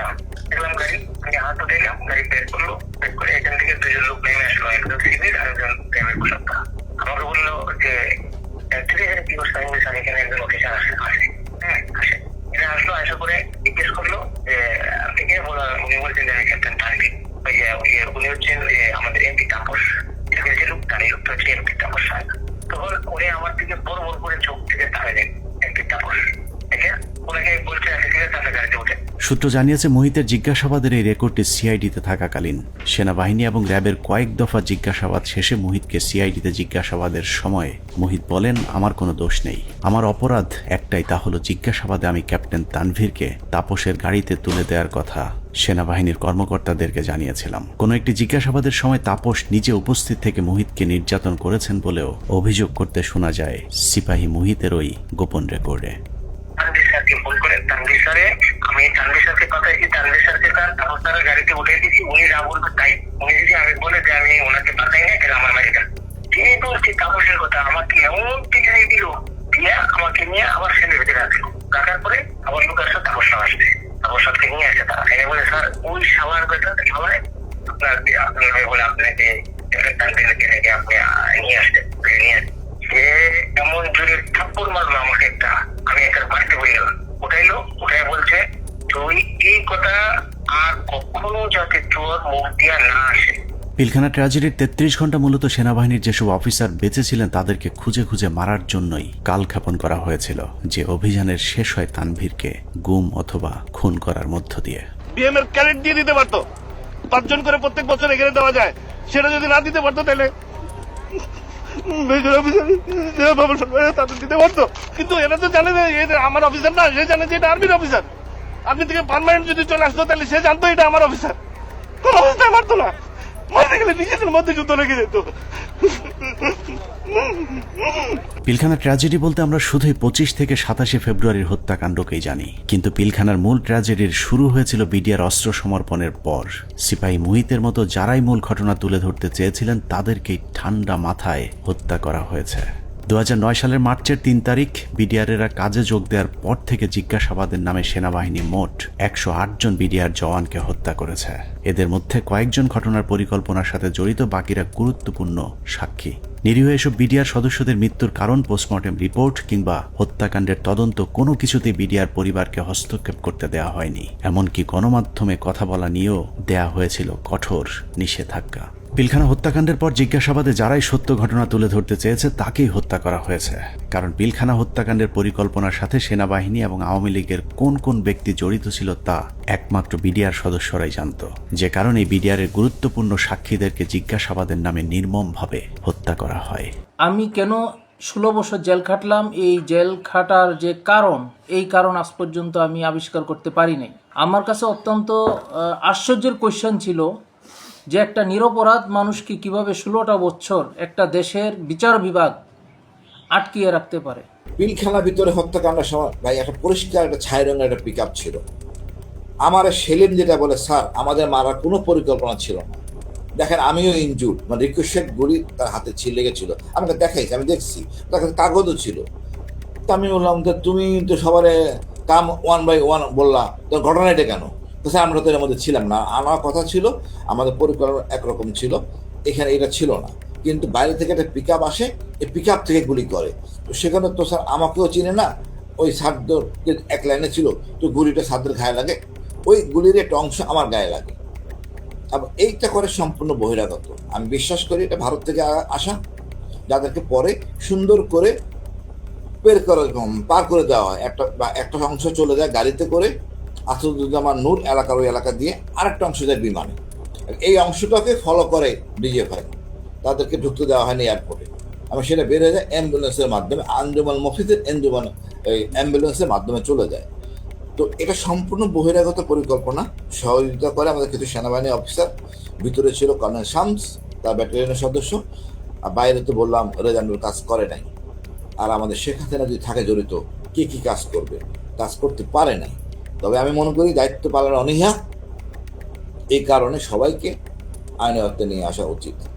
আমাদের দুর্ভাগ্য, মইনুল আমাদের সেনাপ্রধান ছিলেন, এটা আমাদের লজ্জা। পরবর্তীতে সেনাপ্রধান থাকেন যেন মুবিন, ইনিও এই অনাচার করে গেছেন। হত্যাকাণ্ডের সবচেয়ে গুরুত্বপূর্ণ সাক্ষী ছিলেন পিলখানা জামে মসজিদের পেশ ইমাম মাওলানা মোহাম্মদ সিদ্দিকুর রহমান। দরবার হলে সেদিন কি ঘটেছিল তার সবচেয়ে কাছ থেকে তিনিই দেখেছিলেন। সে ছিল মেন সাক্ষী। আমাকে বলতে যে আমরা 3 জন মেন সাক্ষী, এখন 3 জন মেন সাক্ষী হান বাঁচায় না মাইরে ফেলায় তো জানি না। আমি বলছি যে তুমি যা যা হয়েছে ওখানে দরবারে যা অফিসাররা বলছে এগুলো বলতে গেলা কেন? বললে কি হবে? সত্যি কথা বলবো না? হাসিনা ইচ্ছে করে মারছে, বলবো না? আমি যদি মরে যাই মরে যাবো, তার অসুবিধা। পিলখানা জামে মসজিদের ইমাম সাহেব শুধু দরবার হল নয়, আরো অনেক কিছু সাক্ষী ছিলেন। ঘটনার কয়েক মাস আগে থেকেই শুক্রবার জুম্মার নামাজের শেষে যেসব গোপন মিটিংগুলো হতো, সেখানে বিডিআরের সৈনিকদের সাথে তাপস, নানক এবং আওয়ামী লীগ নেতা তোরাব আলী সহ অনেককে উপস্থিত থাকতে দেখেছিলেন মসজিদের ইমাম সিদ্দিকুর রহমান। এই ডিসেম্বর মাস থেকে প্রতি শুক্রবার আমাদের মসজিদে আসতো, আইসা নামাজ পড়ে তারপর বলতো কি, মুয়াজ্জিন সাহেব, ইমাম সাহেব আপনারা যান, মুয়াজ্জিন সাহেব আপনি পরে এসে একটু মসজিদ আটকাইয়েন, আমরা একটু কথা বলি। কিছু লোক নিয়ে উনি মসজিদের মাঝখানে বসে কথা বলতো, চারপাশে দরজা আটকাইয়া, তাই ওগুলো বাইরে থেকে শোনার কোনো কায়দা নেই, শোনা যেত না। এরকম প্রতি শুক্রবার করতো। ওই যে হাজি সেলিম নাকি ওনার নাম, আমাকে হুজুর যখন বাসায় আসছে দরবার হল থেকে, তারপরে মানে উনি ঘরে পায়চারি করে আর মানে পান খায় আর পাগলের মতো করতেছে যে এইসব কাহিনীর জন্য হয়েছে, এসব তো আমাদের সৈনিকরা করবে না, কখনোই আমাদের সৈনিকরা অফিসারের উপরে আক্রমণ করবে না। যেভাবে গুলি করতে করতে ভিতরে ঢুকে গেছে, আর একজন হিন্দিতে কথা বলে, ইংলিশে কথা বলে, কমেন্ট করে ওদেরকে। পিলখানা জামে মসজিদের পেশ ইমাম তার পরিবারকে জানিয়েছিলেন, দরবার হলে বিডিআরের একজন সৈনিক প্রথমে অস্ত্র ধরলেও প্রথম হত্যা করা হয় বিডিআরের একজন সৈনিককে, যে কারণেই সৈনিকেরা উত্তেজিত হয়ে উঠেছিলেন। তারপরেও বিডিআরের সৈনিকেরা কোনো অফিসারকে গুলি করেননি, বরং একটি আতঙ্কের পরিবেশ তৈরি করতে চেয়েছিলেন। কিন্তু হঠাৎ করেই কয়েকজন অজ্ঞাত মুখোশধারী দরবার হলে ঢুকে অফিসারদেরকে এলো পাতাড়ি গুলি করতে থাকেন। যারা আমাদের সৈনিক তারা কিন্তু উপরে গুলি করছে, তারা কিন্তু ভিতরে গুলি করেনি, গায়ে গুলি করেনি, তাদেরকে গুলি করার অর্ডার দিয়েছে। একজন মানে বলতেছে আমাদের বাসার সামনে থেকে যায় এক বাবুর্চি, হাতে একটা লাঠি। তখন আমার ছেলে আবার ওয়ালের উপর থেকে বলতেছে, আঙ্কেল আপনি লাঠি নিয়ে যান কেন? আমি যদি লাঠি না নিই না আমার নাকি মেরে ফেলবে। এখন এরা ভয়ে এরা অস্ত্র নিছে, কিন্তু এরা গুলি করে নাই। এরা কি করছে, ওই ছাদের দিকে গুলি করছে, উপরে গুলি করছে, এই করিডোরে ওরা বের হয়ে চলে গেছে। ঘটনার পর জিজ্ঞাসাবাদেও ইমাম সাহেব একই কথা বলেছিলেন, কিন্তু বহিরাগতদের হিন্দিতে কথা বলার বিষয়গুলো বাদ দিয়ে সরকারের লিখে দেওয়া সাক্ষী দেওয়ার জন্য ইমাম সাহেবকে চাপ দেওয়া হয়। কিন্তু ইমাম সাহেব সেই চাপে মিথ্যা সাক্ষী দিতে রাজি হননি, যে কারণে তার উপর শুরু হয় শারীরিক এবং মানসিক নির্যাতন। আমাকে স্টেটমেন্ট ওখানে চেঞ্জ করতে বলছে, আপনার স্টেটমেন্ট সবগুলো ডিলিট করে আমরা নতুন যেটা বলবো সেইটা আপনি দেবেন, সেই বয়ান রেকর্ড করব। এটার জন্য খুব চাপ দিয়েছে। চাপ দেওয়ার পর উনি বলছে যে আমি কোনোদিন এটা পাল্টাবো না, কারণ আমি যা চোখে দেখছি এবং আমি যা যা দেখছি, যা যা ঘটনা ঘটছে, এগুলো আমি বলবোই, এটা ছাড়া আমি মিথ্যা কথা বলতে পারবো না। সেটা আপনারা যা করেন করেন। তখন তারা নিয়ে একটা সৈনিকের মানে লজ্জাস্থানে নাকি কারেন্ট দিয়ে শক দেয়, এইটা দেখাইছে দেখাইতে পারে। উনি মানে আমি ওই সময় মানে অজ্ঞান হয়ে যাই, এরকম অবস্থা হয়ে গেছিল আমার। আমি মানুষ এরকম কিভাবে করে, তারপরেও ইমাম সাহেব কোনোভাবেই মিথ্যা বলতে রাজি না হওয়ায় 2009 সালের 12ই মার্চ জিজ্ঞাসাবাদের জন্য ডেকে নিয়ে যাওয়া হয় তাকে। সেদিনই ছিল তার জীবনের শেষ দিন। নিজের পায়ে হেঁটে যাওয়া মানুষটি পরদিন পরিবারের কাছে লাশ হয়ে ফিরে আসেন। বিডিআর এর 3টা থেকে 6টা পর্যন্ত কি চিকিৎসা হয়েছে এবং ঢাকা মেডিকেলেও যে কি চিকিৎসা হয়েছে আমরা তো কোনো চিকিৎসার কিছুই জানি না, এবং পোস্টমর্টম রিপোর্ট কি আসলো আসল রিপোর্ট, যে সেই রিপোর্টটা আমাদেরকে দিল না। পিলখানা জামে মসজিদের পেশিমা মাওলানা রফিকুল ইসলামের মৃত্যুর কারণ হিসাবে পরিবারকে জানানো হয়েছিল হার্ট অ্যাটাক। ইমাম সাহেবের মতো 3 তারিখের পর থেকে হঠাৎ করেই পিলখানা থেকে ধরে নিয়ে যাওয়া বিডিআর সদস্যদের হার্ট অ্যাটাক এবং আত্মহত্যার সংখ্যা বাড়তে থাকে, যা ছিল মূলত সেনাবাহিনীর বিডিআর সদস্যদেরকে হত্যার একটি কৌশল। আত্মহত্যার নামে সেনাবাহিনীর এরকম এক হত্যাকাণ্ডের শিকার দিনাজপুর সেক্টরের বিডিআরের নায়েক সুবেদার মোজাম্মেল হক। প্রায় 6 ফুট লম্বা একজন মানুষকে হত্যার পর লো হাইটের বাথরুমের সিলিংয়ে ঝুলিয়ে রেখে আত্মহত্যার গল্প সাজানো হয়। মেজর আসাদ স্যার মারা গিয়েছিলেন, লেফটেন্যান্ট কর্নেল কায়সার স্যার ওনার কিলারদেরকে আইডেন্টিফাই করা, তারপরে আমাদের খুব গুরুত্বপূর্ণ একজন ভালো মানুষ সেন্ট্রাল সুবেদার মেজর নুরুল ইসলাম, উনার হত্যাকাণ্ডে খুনে কারা ছিল, তারপরে মেজর সালাম। এ প্রসঙ্গে আরেকটা ইএমই ব্রাঞ্চ, যেটা ইএমই বিডিআর এর অংশ, ইএমইর যে ডিএডি কে জিজ্ঞাসাবাদ করা হয়, ওই জিজ্ঞাসাবাদের করে ওই বিকালবেলা ওই ইএমই ডিএডি কে আমরা ব্যারাকে ফেরত দিয়ে আসি। দিয়ে আসার পর কয়েক ঘন্টা পরে মনে হয় সন্ধ্যাবেলা আমরা খবর পেলাম যে আমি সেটে খুব শুনলাম যে ব্যারাকে একজন আত্মহত্যা করছে। পিলখানা হত্যাকাণ্ডের মাস 3 আগে থেকে যেসব মিটিংগুলো হতো, এরকম গোপন 2-1টি মিটিংয়ে উপস্থিত ছিলেন ডিএডি হাবিব। আওয়ামী লীগ নেতা এবং বিডিআরের কিছু সদস্যের গভীর ষড়যন্ত্র বুঝতে পেরে সে মিটিংয়ের গুরুত্বপূর্ণ কিছু আলোচনা গোপনে রেকর্ড করেছিলেন, যে কারণে পিলখানা হত্যা মামলায় ডিএডি হাবিবের গুরুত্বপূর্ণ জবানবন্দি পাওয়া যেত। কিন্তু জিজ্ঞাসাবাদের নামে তাকে 2009 সালে হত্যা করা হয়। তবে মৃত্যুর আগের জিজ্ঞাসাবাদের সময়কার একটি রেকর্ড আমরা আমাদের অনুসন্ধানে সংগ্রহ করেছি। এত নিরীহ লোক মারা যাচ্ছে তো, এই জন্যই আমার ওই লাগছে। আমার কাছে যারা এই কেসের হোতা তাদের আমার কাছে রেকর্ড আছে। কি রেকর্ড আছে? Mobile record. মোবাইল রেকর্ড কোথায়? আমার বাসা আছে, আমার স্ত্রীর কাছে একটা আছে, আর একটা আমার এক জায়গায় লেখা আছে কয় তারিখ যেন এটা করা আছে। ডিএডি হাবিবের বাসার সেই ক্যাসেট হয়তো সেনাবাহিনী উদ্ধার করেছিল, কিন্তু আদালতে উপস্থাপন করা হয়নি, কারণ সেখানে আওয়ামী লীগ নেতাদের জড়িত থাকার সব প্রমাণ ছিল। রেকর্ডে লিখে রাখছি এই সাইডে যে কথোপকথনে কারা কারা জড়িত এর ভিতর। বেশ কিছু লোক আছে, যেমন এটা প্রথমে ছিল আগে এমপি সেলিমের কাছে। কোন সেলিম? এমপি শেখ সেলিম আর কি। শেখ সেলিম? হ্যাঁ। আওয়ামী লীগের সাথে বিডিআরের ধারাবাহিক এসব গোপন মিটিং এর বিষয়টি জানার পর কিছু সৈনিক বিডিআরের নিজস্ব সিকিউরিটি ইউনিটকে জানিয়েছিল। ঘটনার 4 দিন আগে 21শে ফেব্রুয়ারি সিকিউরিটি ইউনিটের সিনিয়র জেসিও নায়েক সুবেদার রফিকুল ইসলাম বিডিআর সৈনিকদের কাছ থেকে প্রাপ্ত তথ্য ডিজিএফআই সহ ঊর্ধ্বতন সেনা গোয়েন্দা কর্তৃপক্ষকে জানিয়েছিলেন। তার সেই তথ্যের ভিত্তিতে কিছু পদক্ষেপ নেওয়া হয়েছিল, কিন্তু শেষ রক্ষা হয়নি। সুবেদার রফিকুল ইসলামকে প্রথমে ঘটনার গুরুত্বপূর্ণ সাক্ষী হিসেবে অন্তর্ভুক্ত করা হয়েছিল, কিন্তু হত্যাকাণ্ডে সেনাবাহিনীর সম্পৃক্ত থাকার বিষয়টি ধামাচাপা দিতে ঘটনার প্রায় 2 মাস পরে তাকে আটক করা হয়। কিন্তু মামলার প্রথম চার্জশিটে সুবেদার রফিকুল ইসলামের নাম না থাকা সত্ত্বেও সম্পূরক চার্জশিটের মাধ্যমে তাকে 12 নম্বর আসামি হিসেবে অন্তর্ভুক্ত করা হয়। নির্বাচনের উপলক্ষে তুরাবালি, যেটা হাজারীবাগের আওয়ামী লীগের নেতা যে লিটনের বাবা, তার সঙ্গে আমাদের বিডিআর সদস্যরা মিটিং এ করে কিভাবে তাপস সাহেবকে নির্বাচনে জয়ী করা যায়। যদি নির্বাচনে জয়ী করে দিতে পারো তোমাদেরকে অনেক সুযোগ সুবিধা দেওয়া হবে। এর উপর বিশেষ করে আমাদের কিছু অসৎ সদস্য তাপসের বাসায় যায় এবং সেখানে তাপস তাদেরকে তার নির্বাচনী কাজকর্ম করার কথা বলে এবং তাদের যে সমস্ত তারা কিছু দাবি দেওয়া পেশ করে, সেই দাবি দেওয়া গুলা পুরা করা হবে বলে তাদেরকে আশ্বাস দেয়। আমি ঘটনা ঘটার 5 দিন পূর্বে 21 ফেব্রুয়ারি কর্তৃপক্ষকে জানাই আমার রিপোর্টের বিশেষ করিয়া পিলখানার সমস্ত ম্যাগাজিনে কোয়ার্টার এই কুতে অফিসার নিয়োগ দেওয়া হয় এবং বাহিরের যে সমস্ত গোয়েন্দারা ডিউটি করে। আমি পৃথিবীর ইতিহাসে নজির নাই যে কোনো ঘটনা ঘটার 5 দিন আগে রিপোর্ট দেয়। সেই রিপোর্ট আমি দিছি যে ঘটনা ঘটবে এবং কারা কারা জড়িত। সুবেদার রফিকুল ছিলেন বিডিআরের উজ্জ্বল এক নক্ষত্র। 2009 সালে তিনি অর্জন করেছিলেন শ্রেষ্ঠ ভিওপি কমান্ডার প্রথম পুরস্কার। এছাড়া অসামান্য এসিআর পুরস্কার ছাড়াও বাহিনীতে তার সুনাম ছিল সর্বজন স্বীকৃত। সীমান্তের অতন্দ্র এই প্রহরীকে মৃত্যুর মুখে ঠেলে দেওয়ার উদ্দেশ্যেই তার বিরুদ্ধে যাবজ্জীবন কারাদণ্ডের রায় দেওয়া হয়েছে। পিলখানা হত্যাকাণ্ডের আগে আওয়ামী লীগের যেসব গোপন মিটিং হয়েছিল, সেই মিটিংয়ে অংশ নেয় আরেকজন সিপাহী সেলিম রেজা। 2009 সালে জিজ্ঞাসাবাদের সময় রেকর্ড করা সেলিম রেজার বক্তব্যটা অত্যন্ত গুরুত্বপূর্ণ। স্যার, আমি নির্বাচনের আগে ব্যারিস্টার ফজলুর তাপস বিডিআর কেন্দ্রে মসজিদে নামাজ পড়তে আসতেন। ওখানে আসার পরে lieutenant colonel Shams, lieutenant colonel Furqan, major Reza ওনারা কথা বলতেন। আমিও এখানে ছিলাম, আমিও মাঝে মধ্যে তাদের সাথে কথা বলতাম।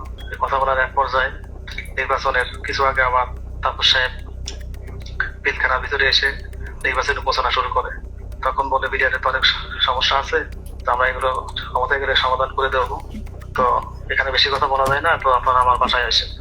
এই চলে গেল। এরপরে যখন নির্বাচন হয়ে গেল, নির্বাচন হয়ে যাওয়ার পরে একটা কলেজ শামস উদ্বুদ্ধ করলো আমাদেরকে, তোমরা যে কথা বললে তো তোমাদের দাবি দেওয়া তো তেমন কিছু হলো না, এখন আমি একটা প্ল্যান করে দিচ্ছি, তোমরা সেই প্ল্যান মোতাবেক শেখ সেলিমের বাসায় যাবা, তোমাদের দাবি দেওয়া জানিয়ে আসবা, আর যা যা করা লাগে আমি করে দেবো সবকিছু।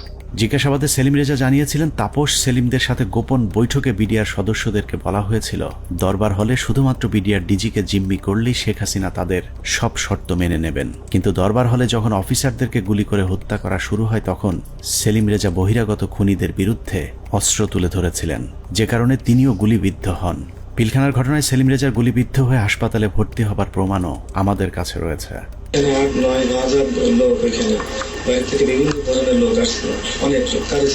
সেলিম রেজা তারপরেও অপরাধী, কারণ তিনি বিডিআরের ডিজিকে জিম্মি করতে চেয়েছিলেন, কিন্তু ফাঁসি হবার মতো অপরাধ সেলিম রেজা করেননি। আওয়ামী লীগ নেতাদেরকে বাঁচাতেই সেলিম রেজার বিরুদ্ধে ফাঁসির রায় দিয়ে তাকে হত্যার পরিকল্পনা করা হয়েছিল। আমি এটা সমতুল্য অফিসারদের জিম্মি করার উদ্দেশ্যে নিচ্ছে, কিন্তু হত্যা করার উদ্দেশ্য ছিল না, কাউকে মারার উদ্দেশ্য ছিল না। তো সেই তখন ওই মুহূর্তে আমি তাদেরকে সেভ করতে পারি, বাঁচাতে পারি। এরপরে এসকালার থেকে যারা ছিল তাদের চুল লম্বা লম্বা ছিল, পরশুরাম দেওয়া না, আমাকে দেশের কোনো সহি বলে আমার মনে হচ্ছিল না। থেকে ডিজি শেখ সহ আমাকে গুলি করে, ডিজি শেখ জায়গায় সামনে পড়ে যায়, আর আমার হাতে প্রথমে বুকে লাগে আমার গুলিটা বুলেট প্রুফ থাকায় গুলিটা ডিপোসে হয়ে মুখের সম্মুখ ভাগ উপরে চলে যায়, আর একটু হলে আমার হয়তো গলায় লাগতো। মানে 3টা গুলি আঘাত আমার গায়ে। পিলখানা হত্যাকাণ্ডের মূল পরিকল্পনাকারীদের আড়াল করতেই বাংলাদেশ সেনাবাহিনী যা করেছে তা হিটলারের বর্বরতাকেও ছাড়িয়ে যায়। হিটলার যদিও অন্য দেশের অন্য ধর্মের মানুষকে হত্যা করতে চেয়েছিল, কিন্তু সেনাবাহিনী নিজেদের সহকর্মীদের উপরেও চালিয়েছে মধ্যযুগীয় বর্বরতা। পিলখানা হত্যাকাণ্ডের মূল পরিকল্পনাকারীদের পরিচয় যেই প্রকাশ করতে চেয়েছে তাকেই দুনিয়া থেকে সরিয়ে দেওয়া হয়েছে। এই ক্ষেত্রে বিডিআরের পাশাপাশি সেনাবাহিনীর কর্মকর্তাদেরকেও ন্যূনতম করুণা দেখায়নি সেনাবাহিনী। পিলখানা হত্যাকাণ্ডের অনেক গুরুত্বপূর্ণ ঘটনার সাক্ষী ছিলেন ক্যাপ্টেন শাহনাজ। তিনি প্রথম হত্যাকাণ্ডে ভারতীয় বাহিনীর উপস্থিতি আবিষ্কার করে গণমাধ্যমকে বক্তব্য দিয়েছিলেন। যে এসএমজিটি দেখা যাচ্ছে সেই এসএমজিটি সিলিংটা নরমাল সিলিং এর মতো না, একটু টেল ইউ দ্যাট এই সিলিং বাইনোকুলারটা আমরা আরবিতে ব্যবহার করি না, আমার জানার মতো বিডিআর ব্যবহার করে না। তার এই বক্তব্যের চড়া মূল্য দিতে হয়েছিল দেশপ্রেমিক সেনা কর্মকর্তা ক্যাপ্টেন শাহনাজ জাহানকে। প্রচন্ড পরিকল্পিত, অনেক আগে থেকে পরিকল্পনা করার বিষয়টা, ওই কথাগুলো তো আমি ওই দিনই বলেছি।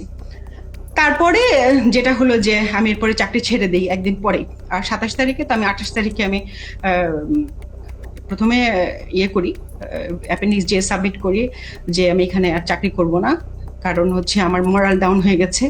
এখানে বাংলাদেশের মতো একটা আর্মির ভেতর, ঢাকার ভেতরে কিভাবে এই ঘটনা ঘটলো, কেউ কোনো প্রশ্নের উত্তর দিচ্ছে না আমি যেখানে। এবং আমাকে যখন থ্রেড দেওয়া হলো আমাদেরই প্রতিষ্ঠান থেকে, তখন আমি বুঝে গেলাম যে আসলে এখানে কি হয়েছে। উপরে যে আমি জিজ্ঞেস করছি, তারপরে আমাকে যখন পরবর্তীতে এমএস করলেন, নিজে কল করলেন, তখন আমি স্যারকে বললাম যে স্যার আমাকে স্যারকে বললাম না, তার আগে যে আমি বলেছিলাম যে জামিউল স্যার ছিলেন আমাদের ইঞ্জিনিয়ার স্যার, তখন এমএস ব্রাঞ্চে, তখন আমি স্যারকে প্রশ্ন করেছিলাম যে স্যার এই যে পোস্টিং গুলো হলো, আপনি তো নিজেই পোস্টিং গুলোর সাথে যুক্ত ছিলেন, আপনি কি আমাকে বলতে পারেন যে 57 জন অফিসারকে কেন আপনারা গত 3 মাসে একসাথে পোস্টেড করলেন? আপনারা কি জানতেন স্যার এখানে ওনাদেরকে মেরে ফেলা হবে?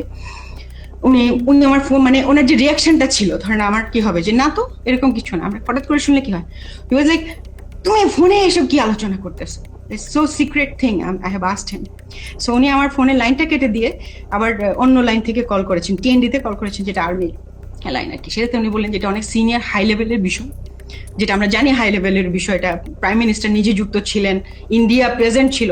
এগুলোতে আমি কর্নেল মোস্তাফিজ স্যারের প্রোগ্রামে দেখলাম ইন্ডিয়া তার ফোর্স নিয়ে বিভিন্ন পয়েন্টে কিন্তু উপস্থিত ছিল, এবং ইন্ডিয়ান ফোর্স নিজেই সেটা তার ওয়েবসাইটে প্রকাশ করেছে, যেটা মোস্তাফিজ ভাই স্যার একটা বলেছেন। সো ওইটা হচ্ছে হাই লেভেলের বিষয়, যেটা আমরা কেউ জানতাম না। নিজের চোখের সামনে সহকর্মীদের পরিকল্পিত হত্যাকাণ্ড কোনোভাবেই মেনে নিতে পারেননি শাহনাজ, যে কারণে বিডিআর হত্যাকাণ্ডের বিচার নিয়ে সবচেয়ে সোচ্চার ছিলেন ক্যাপ্টেন শাহনাজ। কিন্তু ক্যান্টনমেন্টের নিয়ন্ত্রণে থাকা সেনাবাহিনীর ওই পক্ষটি ক্যাপ্টেন শাহনাজকে থামাতে পরিকল্পিতভাবে তার স্বামীকে হত্যা করেন। হাজব্যান্ড যিনি পরবর্তীতে মারা যান, তিনি ছিলেন 44 আপনার মানে বিএমএ লং কোর্সের কন্টেম্পোরারি। উনি ছিলেন ফাইটার পাইলট, কোঅর্ডিনেটর আশরাফ ইবনে আহমেদ। তো তার কাছে আমি একটা ইনফরমেশন পাই, যেমন সে তখন ঢাকায় ছিল, তার ইউনিটে ছিল, সে MiG-29 এর পাইলট ছিল। সে আমাকে ওই 7টা বা 7:30টার দিকে জানায় যে তার একজন আত্মীয় সিভিল, সে নাকি তাকে ফোন করেছিল এবং তারা বলেছিল যে তারা খুব ভয় পাচ্ছে, মানে এই জিনিসটার সাথে অনেকগুলো প্রোগ্রামার যুক্ত ছিল, প্রোগ্রামার।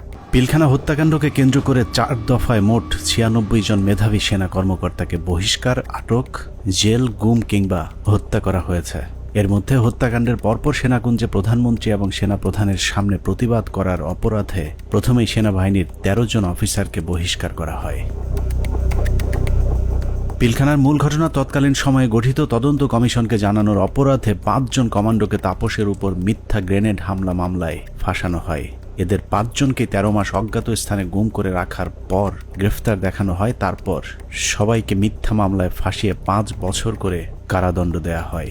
তাপস হত্যা মামলা চেষ্টা, এটা একটা ভুয়া মামলা যেটা মতিঝিল থানায় দায়ের করা হয় এবং এইটাতে যে সমস্ত সিভিলিয়ান যারা অপরাধী আছে তাদেরকে বিচারের আওতায় আনার আগেই একই অপরাধে আর্মির 5 জনকে, ভেরি ইয়াং ট্যালেন্টেড অফিসার যারা খুবই অ্যাক্টিভ ছিল, যারা তারা হয় এই তদন্তের সাথে সম্পৃক্ত অথবা এই বিডিআর হত্যাকাণ্ডের বিরুদ্ধে সোচ্চার ছিল, তাদেরকে প্রথম গুম করা হয়, ব্যাপকভাবে শারীরিক নির্যাতন করা হয় এবং পেপার ওয়ার্ক, সব থেকে দুঃখজনক হচ্ছে কাগজে কোর্ট মার্শাল, মানে তাদেরকে গুম অবস্থায় পেপার সই করে দেখানো হয়। যখন জেলে হস্তান্তর করা হয় তখন তারা জানতে পারে যে তাদেরকে 5 বছর জেলে দেওয়া হয়েছে। এর মধ্যে একটা দীর্ঘ সময় তাদের পরিবার জানতোই না তারা কোথায় এবং তারা কিভাবে তাদের কি অবস্থায় আছে। আমি একটু 5 জন অফিসারের নাম বলি। এরা হচ্ছে captain Fuad, captain Rajib, captain Helal, captain Reza এবং ক্যাপ্টেন সুবায়ন।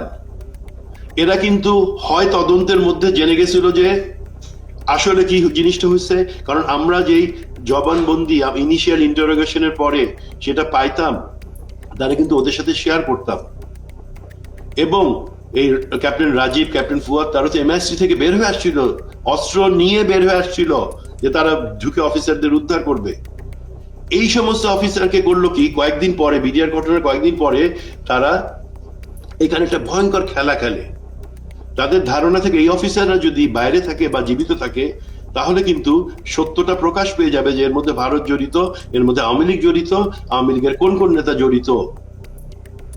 হঠাৎ করে ডিবির মনিরুল ইসলাম এবং র্যাবের তখন লেফটেন্যান্ট কর্নেল জিয়াউল হাসান, খুনি জিয়াউল হাসান, তারা প্রথম আলোর সাথে মিলে একটা চক্রান্ত করলো। চক্রান্তটা কিভাবে, এই যে 5 জন অফিসারের নাম বললাম তারা কিন্তু তখন বিভিন্ন দপ্তরে চাকরি করতেছে, তদন্তে সাহায্য করতেছে। তারা বেশি সবাই কমান্ডো, সবাই বাংলাদেশ সেনাবাহিনীর সব থেকে প্রশিক্ষিত অফিসার, পেশাদার অফিসার, তারা কাজ করতেছে তাদের অফিসে। প্রথম আলোর নিউজ আসলো যে তাপসের উপরে যে বোমা হামলা হয়েছে, মনিরুলের উদ্ধৃতি দিয়ে, মনিরুল প্রথম আলোকে দিয়ে এই চালটা চাললো যে যে তাপসের উপরে বোমা হামলা হয়েছে সেটাতে সম্ভবত আরো 7 জন জড়িত আছে যারা সেনাবাহিনীর অফিসার। তার 2 দিন পরে প্রথম আলো আবার একটা নিউজ ছাপলো, আবারও মনিরুলের উদ্ধৃতি দিয়ে, সেই মানে পুলিশের ডিবির মনিরুল, পরে যে সিটিআইটি অর সামথিং সেটার প্রধান ছিল, তার বুদ্ধিতে কি আসলো, এই সমস্ত অফিসারকে সেনা কর্তৃপক্ষ অ্যারেস্ট করছে এবং তাদেরকে জিজ্ঞাসাবাদে তারা স্বীকার করছে যে তাপসীর উপরে তারা গ্রেনেড হামলা চালাইছিল। বোমা হামলা চালাইছিল। whereas তখনও কিন্তু সে অফিসাররা পেপার দেখে, তারা অফিসে বসে পেপার দেখে দেখতেছে, প্রথম আলো লিখছে যে তাদেরকে নাকি অ্যারেস্ট করা হয়েছে কয়েকদিন আগে এবং তারা নাকি স্বীকারোক্তিমূলক জবানবন্দি দিছে যে তারা তাপসকে হত্যার চেষ্টা করছিল।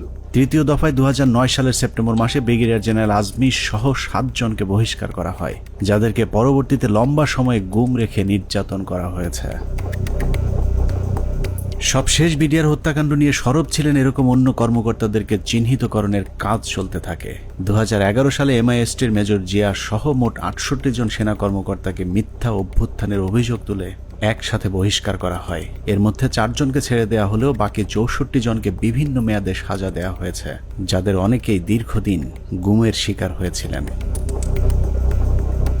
সবচেয়ে মর্মান্তিক পরিণতি হয়েছিল মেজর জেনারেল রফিক এবং কর্নেল শহীদের, যারা দুজন শেষ মুহূর্ত পর্যন্ত বিডিআর হত্যাকাণ্ডের মূল রহস্য উদ্ঘাটনের চেষ্টা চালিয়ে যাচ্ছিলেন।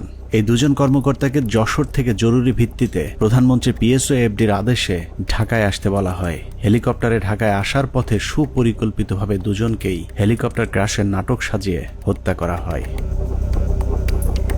পিলখানা হত্যাকাণ্ডের শেষ শিকার ক্যাপ্টেন তানভীরকে শেখ তাপসের গাড়িতে তুলে দেওয়ার পর তার ভাগ্যে কি ঘটেছে সেটা নিয়েও সেনাবাহিনী কোনো তদন্ত হতে দিতে চায়নি, যে কারণেই অন্য একজনের লাশ ক্যাপ্টেন তানভীর বলে দাফন করা হয়। সেনাবাহিনীর পক্ষ থেকে অপরিচিত একজনের কবরে তানভীরের নাম ফলক বসিয়ে দেওয়া হয়, কিন্তু তানভীরের পরিবার এখনো প্রিয় মানুষের অপেক্ষায়। বললো এখন যদি তুই বাঁচতে চাস তাহলে তুই একটা লাশ নে। এখানে আমার শ্বশুর শাশুড়ি কোনোভাবেই তো মেনে নিল না, এমনকি ওই প্রোগ্রামে আমার আম্মুকে বললো যে আপনাকে ইয়ে করা হবে, MP করে দেওয়া হবে। আমার আম্মু ওখানে দাঁড়ালোই না। হ্যাঁ, আমার আম্মু চলে আসলো, 2টা ডেড বডি দাফন হলো। তো মেজর গাজ্জালি ভাইয়ের একটা লাশ দাফন হলো 653 নাম্বার, ওনার কবরটা। ওনার শাশুড়িকে হচ্ছে পরবর্তীতে আওয়ামী লীগের MP করা হলো। আমার আম্মু তো ডিনাই করলো, আমার আম্মু এটা মেনে নিল না। আর আমার শ্বশুরকে বললো যে আপনার ফরেন মিনিস্ট্রিতে জব দিবে। আমার দেবরকে ও তো দেশের বাইরে থাকে, বললো যে তাকে আনানো হোক, তাকে হচ্ছে সরাসরি ক্যাপ্টেন হিসাবে ঢুকিয়ে দিবে আর্মিতে। আমাদের আসলে কোনো ফ্যামিলি আমরা কম্প্রোমাইজড কখনোই হইনি। পিলখানা হত্যাকাণ্ডে একজন সামরিক গুরুত্বপূর্ণ সাক্ষীকে হত্যা করা হয়েছিল। তিনি হলেন নাসির উদ্দিন আহমেদ পিন্টু। পিলখানা হত্যাকাণ্ডে বিএনপিকে জড়াতেই আটক করা হয় পুরান ঢাকার জনপ্রিয় এই বিএনপি নেতাকে। এরপর জেলখানায় বিডিআর মামলার আসামিরা তাকে গুরুত্বপূর্ণ তথ্য জানিয়েছিলেন, যে কারণেই পিন্টুকে পরিকল্পিতভাবে হত্যা করা হয়। জেলখানায় যখন এরা এত তথ্য দিত আমাকে, তখন আমি খুব বিব্রত অবস্থায় পড়ি, কারণ আমি তো আসলে কিছুই করতে পারবো। আমি তাদের বলি পিন্টু ভাই আছে, তাকে সব বলো। উনি তো প্রায় প্রতি সপ্তাহে উনি কোর্টে যান, কোর্টে গেলে তথ্যটা পাস করতে পারবেন, তোমাদের দায়িত্ব পিন্টু ভাইকে বলা। আমার বিশ্বাস, আমি ধারণ করি পিন্টু ভাই সকল তথ্য জানতেন জেলে থাকে, যে সবাই ওখানে আছে, এই জানার জন্য পিন্টু ভাই মারা গেছেন জেলে। হত্যাকাণ্ডের সব সাক্ষীদের নিশ্চিহ্ন করার এই পরিকল্পনা ছিল অত্যন্ত সুদীর্ঘ, বিস্তৃত। বিডিআর সদস্যদেরকে জিজ্ঞাসাবাদের নামে ধরে নিয়ে যাওয়া সেনা কর্মকর্তা, CIDর কর্মকর্তা আব্দুল কাহার আকন্দ সহ অন্য কর্মকর্তারা ডেথ সার্টিফিকেট এবং পোস্টমর্টেমের সাথে জড়িত সকলেই ছিল এই পরিকল্পনার অংশ। পিলখানা হত্যাকাণ্ডের সব সাক্ষীদের মুখ বন্ধ করবার পর শুরু হয় বিচার, যে বিচারের নামে বিডিআরের 18,519 জন জওয়ানের সাথে ইতিহাসের নিষ্ঠুরতম নৃশংসতা চালানো হয়েছে। এই মামলায় মূল পরিকল্পনাকারীদের বাঁচিয়ে দিয়ে সাক্ষীদেরকে করা হয়েছে খুন, খুনিদের করা হয়েছে সাক্ষী আর চোখে দেখেনি এমন সাক্ষীদের বর্ণনাতেই হয়েছে ফাঁসির রায়। উদুরপিণ্ডি বুদর ঘাড়ে চাপিয়ে সেনাবাহিনী তাদের অপকর্মের দায় চাপিয়ে দিয়েছে নিরীহ বিডিআরদের উপর। বিচারের নামে বিডিআরের উপর কতটা অবিচার করা হয়েছে তা দেখতে আমরা 2-1 ফাঁসির আসামির বিচারের নমুনা তুলে ধরলেই সবকিছু দিনের মতো পরিষ্কার হয়ে যাবে, যার শুরুটা করব পিলখানা হত্যা মামলার 1 নম্বর আসামিকে দিয়ে। অনুসন্ধানের শুরুতেই ডিএডি সৈয়দ তৌহিদের কথা বলেছিলাম, যিনি পিলখানা হত্যা মামলার 1 নম্বর আসামি। বলা হয়েছে পিলখানা হত্যাকাণ্ডের মূল পরিকল্পনাকারী তিনি। তার ব্যাপারে একটা গল্প সাজানো হয়েছিল। ডিএডি তৌহিদ নাকি ছিলেন জাহাঙ্গীর কবির নানকের বাল্যবন্ধু, তার সাথে মিলেমিশেই ঘটানো হয়েছে পিলখানা হত্যাকাণ্ড।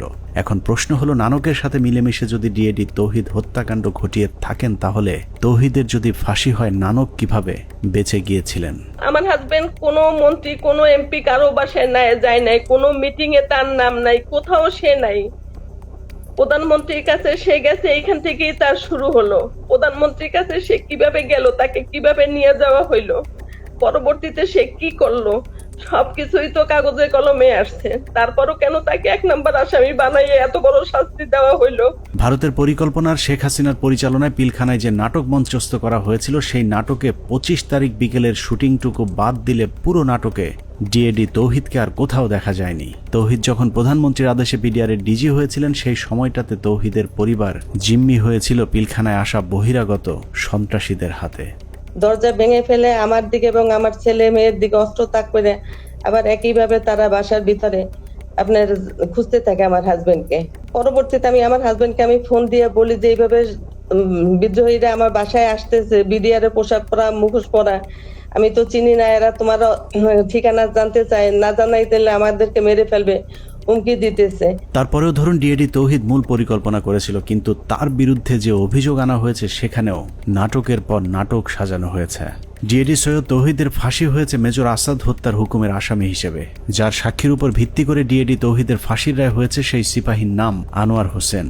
সিপাহী আনোয়ার তার দণ্ডবিধির 164 ধারা জবানবন্দিতে বলেছেন, ডিএডি তৌহিদের নির্দেশে মেজর আসাদকে হত্যা করা হয়েছে। সিপাহী আনোয়ার তার জবানবন্দিতে বলেছেন, 25 ফেব্রুয়ারি আনুমানিক 9:50 সময় ডিএডি তৌহিদ স্যার এসে উত্তেজিত হয়ে নির্দেশ দেন যে তোমরা সকলে অস্ত্রাগারে গিয়ে অস্ত্র নিয়ে আর্মি অফিসারদের খতম করো। ওই সময় আমাদের অফিসের সামনে মার খেতে থাকা মেজর আসাদ স্যার বলেন, আমাকে বাঁচাও, ওরা আমাকে মারছে বলে দৌড়ে দোতলার সিঁড়ির কাছে পড়ে যান। আমি এই দৃশ্য দেখে খুব দ্রুত তার কাছে যাই। তখন তিনি বলেন, আমি মেজর আসাদ, ওরা আমাকে মেরে ফেলবে, আমাকে একটু বাঁচাও ভাই, আমাকে উপরে নিয়ে চলো। আমি তখন মেজর আসাদ স্যারকে ধরে উপরে দোতলায় সিও সাহেবের অফিসে নিয়ে যাই। এর কিছুক্ষণ পরে ডিএডি তৌহিদ ওখানে আসেন এবং আসাদ স্যারকে দেখে তাহাদের ফিনিশ বলে রুম থেকে বের হয়ে যায়। সঙ্গে সঙ্গে হাবিলদার বেলায়েত, নায়েক আসাদ, সিপাহী আমিনার মেজর আসাদ স্যারকে গুলি করে হত্যা করে চলে যায়। আমি টেবিলের নিচে লুকিয়ে থাকা অবস্থায় অস্ত্রধারীদের গুলিতে আহত হই। সিপাহী আনোয়ারের সাজানো গোছানো এই স্ক্রিপ্টটি শুনে অবিশ্বাস করার কোনো উপায় নেই, কিন্তু সমস্যা হলো হাসিনার পরিচালিত নাটকে যেই ডিএডি তৌহিদকে দিয়ে মেজর আসাদকে হত্যা করানো হয়েছে, সেই ডিএডি তৌহিদকে আমরা নাটকের অন্য আরেক জায়গায় আবিষ্কার করেছি। 4 তলায় নিয়ে গেল, টয়লেটের মধ্যে ডিএডি তৌহিদ লুকায় আছে। তাই তুমি কি দরবার হলে ছিল না? ও বলে না স্যার, আমি দরবার হলে ছিলাম না। লেফটেন্যান্ট কর্নেল কামরুজ্জামান বিডিআর হত্যাকাণ্ডে বেঁচে ফেরা আর্মি অফিসারদের মধ্যে একজন, যার চোখের সামনে বিডিআর এর ডিজি সহ বেশ কয়েকজন কর্মকর্তাকে গুলি করে হত্যা করা হয়, যেই গুলিতে তিনি নিজেও আহত হয়েছিলেন। ডিজি মহোদয় জাস্ট ফার্স্ট স্টেপটা দিলেন, এসে ডিজিকে প্রথমে গুলি করলেন। আমারও একটা গুলি লাগলো এখানে এসে।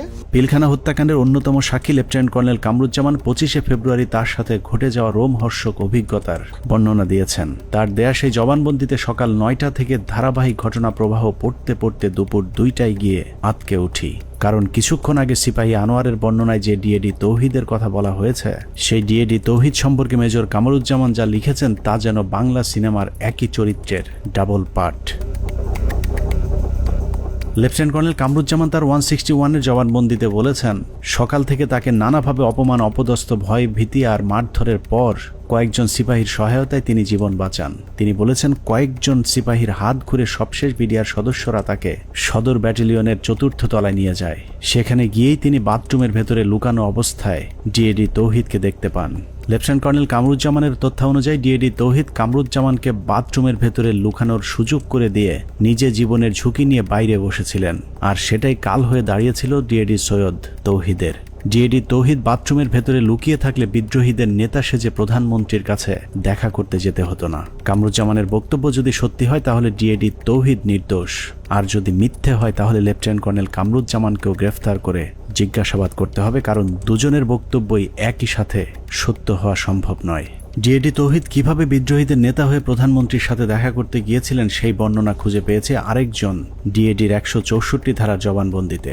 ডিএডি আব্দুর রহিম তার জবানবন্দিতে বলেছেন, পিকআপ হতে একজন সৈনিক আমাকে মন্ত্রী আসলে কথা বলার জন্য বললে আমি বলি ভেতরে আরো ডিএডি আছেন। এরপর আমি পিকআপ নিয়ে ডিএডি তৌহিদকে খুঁজতে যাই। সদর ব্যাটালিয়নের 4র্থ তলায় তৌহিদ সাহেবকে দেখতে পাই। তারপর তৌহিদ সাহেব বলেন, বাথরুমে আমার প্রাক্তন sector commander lieutenant colonel Kamruzzaman sir লুকিয়ে আছেন। স্যারের সাথে দেখা করি, তারপর ডিএডি তৌহিদ সহ 4 নম্বর গেটে যাই। এভাবেই ডিএডি তৌহিদ পিলখানার কথিত বিদ্রোহের মূল পরিকল্পনাকারী হয়ে গেলেন। ডিএডি আব্দুর রহিম এবং লেফটেন্যান্ট কর্নেল কামরুজ্জামানের জবানবন্দিতে এটা পরিষ্কার যে ডিএডি তৌহিদ 25 তারিখ বিদ্রোহের নেতৃত্ব দেননি, বরং বাথরুমে লুকিয়েছিলেন। যে কারণে পিলখানার ঘটনায় কারো 164 কিংবা 161 ধারার জবানবন্দিতে দরবার হলের কোথাও ডিএডি তৌহিদকে দেখা গেছে এরকম দাবি করেননি। ডিএডি তৌহিদের বিরুদ্ধে যে মেজর আসাদ হত্যার অভিযোগ আনা হয়েছে, আমাদের অনুসন্ধানে সেই মেজর আসাদের পোস্টমর্টেম রিপোর্ট সংগ্রহ করেছিলাম, যেখানে দেখা যায় তার শরীরে ধারালো অস্ত্রের আঘাত পাওয়া গিয়েছিল।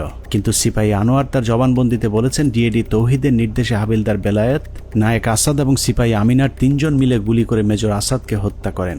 মেজর আসাদের মৃত্যুর বিবরণের কোথাও ধারালো অস্ত্রের ব্যবহারের কথা বলা হয়নি। এখানে আমার হাজবেন্ডের কি অপরাধটা এখানে দেখেন, সে তো পালাইয়া যায় নাই, সে তো কাউকে খুন করে নাই, তার ফ্যামিলির ভিতরে ছিল, ওনাকে অমানবিক নির্যাতন করা হয়েছে। এমন কোন নির্যাতন নাই যে ওনাকে না করা হয়েছে। এখন শরীরের প্রতিটা অঙ্গ প্রত্যঙ্গ ড্যামেজ হয়ে যাইতেছে আস্তে আস্তে।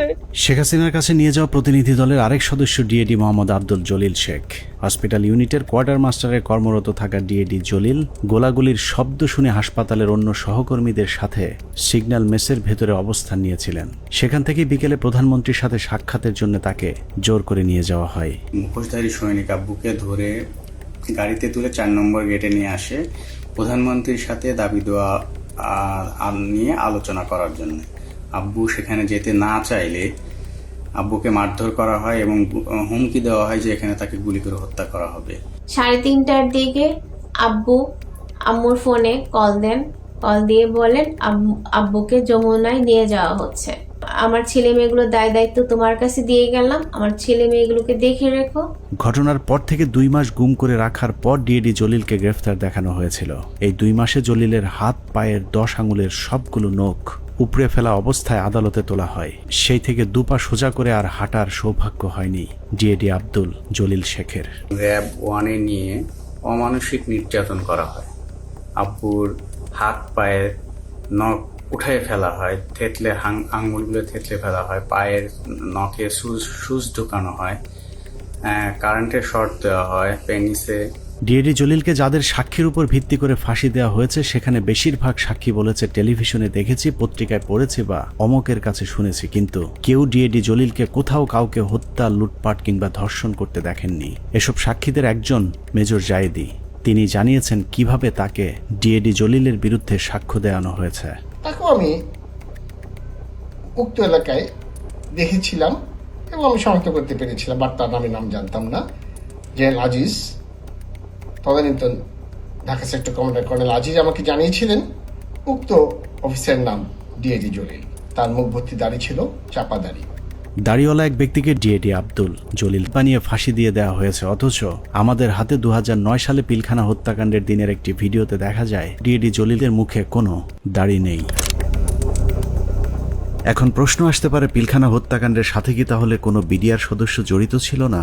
অবশ্যই ছিল, কিন্তু যারা জড়িত ছিল তাদেরকে এই মামলায় শাস্তি দেওয়া সম্ভব নয়, কারণ মামলার মূল উদ্দেশ্যই ছিল পিলখানা হত্যাকাণ্ডের বাকি কাজ সম্পন্ন করা। এখানে সিপাহী মাহিন এবং লেদার লিটনের মতো হত্যার মূল পরিকল্পনার সাথে জড়িত আসামিকে ভারতে পাঠিয়ে দেওয়া হয়েছে। লেদার লিটনের বাবা সাবেক সুবেদার এবং আওয়ামী লীগ নেতা তোরাব আলীকে সুনির্দিষ্ট অভিযোগ থাকার পরেও ছেড়ে দেওয়া হয়েছিল। অন্যদিকে যারা শুধুমাত্র বিডিআর এর ডিজিকে জিম্মির পরিকল্পনার সাথে জড়িত কিন্তু হত্যাকাণ্ডের পরিকল্পনার কথা জানতেন না, তাদের বেশিরভাগকে জিজ্ঞাসাবাদের নামে হত্যা করা হয়েছে। বাদবাকি যারা আছেন তাদেরকেও ফাঁসির রায় দিয়ে হত্যার পরিকল্পনা ছিল, যেন আওয়ামী লীগের কোন কোন নেতা এই হত্যাকাণ্ডের পরিকল্পনার সাথে জড়িত তাদের নাম কেউ জানতে না পারে। পিলখানা হত্যাকাণ্ড যে বিডিআরকে ধ্বংস করে দেওয়ার জন্যই করা হয়েছিল তার প্রমাণ হাস্যকর এই মামলায় 18,519 জন বিডিআর জওয়ানকে আসামি করা। এদের মধ্যে বেশিরভাগ বিডিআর জওয়ান নির্দোষ প্রমাণিত হলেও কাউকেই চাকরি ফেরত দেওয়া হয়নি। উল্টো যাদেরকে ছেড়ে দেওয়া হয়েছে সবার কাছ থেকে বড় অঙ্কের টাকা নিয়ে তারপর তাদেরকে মুক্তি দেওয়া হয়। অনেক অপরাধীকে টাকার বিনিময়ে সাক্ষী বানানো হয়েছে, আবার অনেক নিরীহ বিডিআর সদস্যকে কোনো কারণ ছাড়াই শাস্তি দেওয়া হয়েছে। 2009 সালের 25 ও 26 তারিখে বিডিআর পিলখানায় ঘটে যায় বিডিআর বিদ্রোহের নারকীয় হত্যাকাণ্ড। এই হত্যাকাণ্ডের সময় সে 9 দিনের ছুটিতে বাড়িতে অবস্থান করে।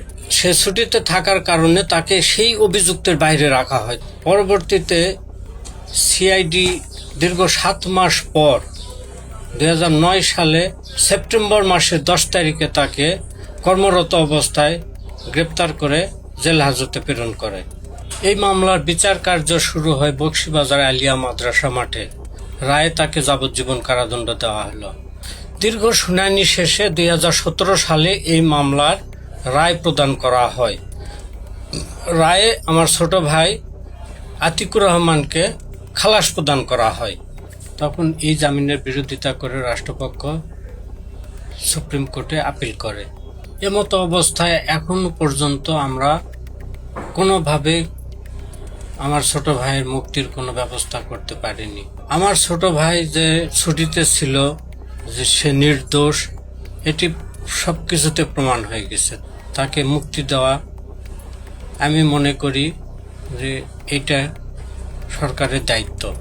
এভাবেই চলেছে পিলখানা হত্যাকাণ্ডের বিচারের নামে অবিচার। আতিক থেকে তৌহিদ পিলখানা হত্যাকাণ্ডের বিচারের নামে 18,000 পরিবারের সাথে গেল 16 বছর যা হয়েছে তাই পৃথিবীর ইতিহাসে আর কখনোই হয়েছে কিনা আমাদের জানা নেই। মামলা, তদন্ত, জিজ্ঞাসাবাদ থেকে শুরু করে জবানবন্দি, কোথাও ন্যায় বিচার পায়নি বিডিআরের পরিবারগুলো। একটা ফ্যামিলি ধ্বংস হওয়ার মতো যা যা দরকার সবকিছুই ঘটছে ওনার ফ্যামিলিতে।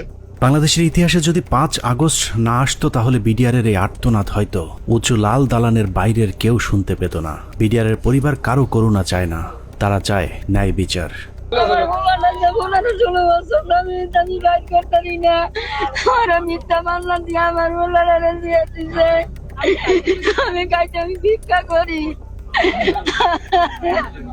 অনেক হয়েছে, আর না।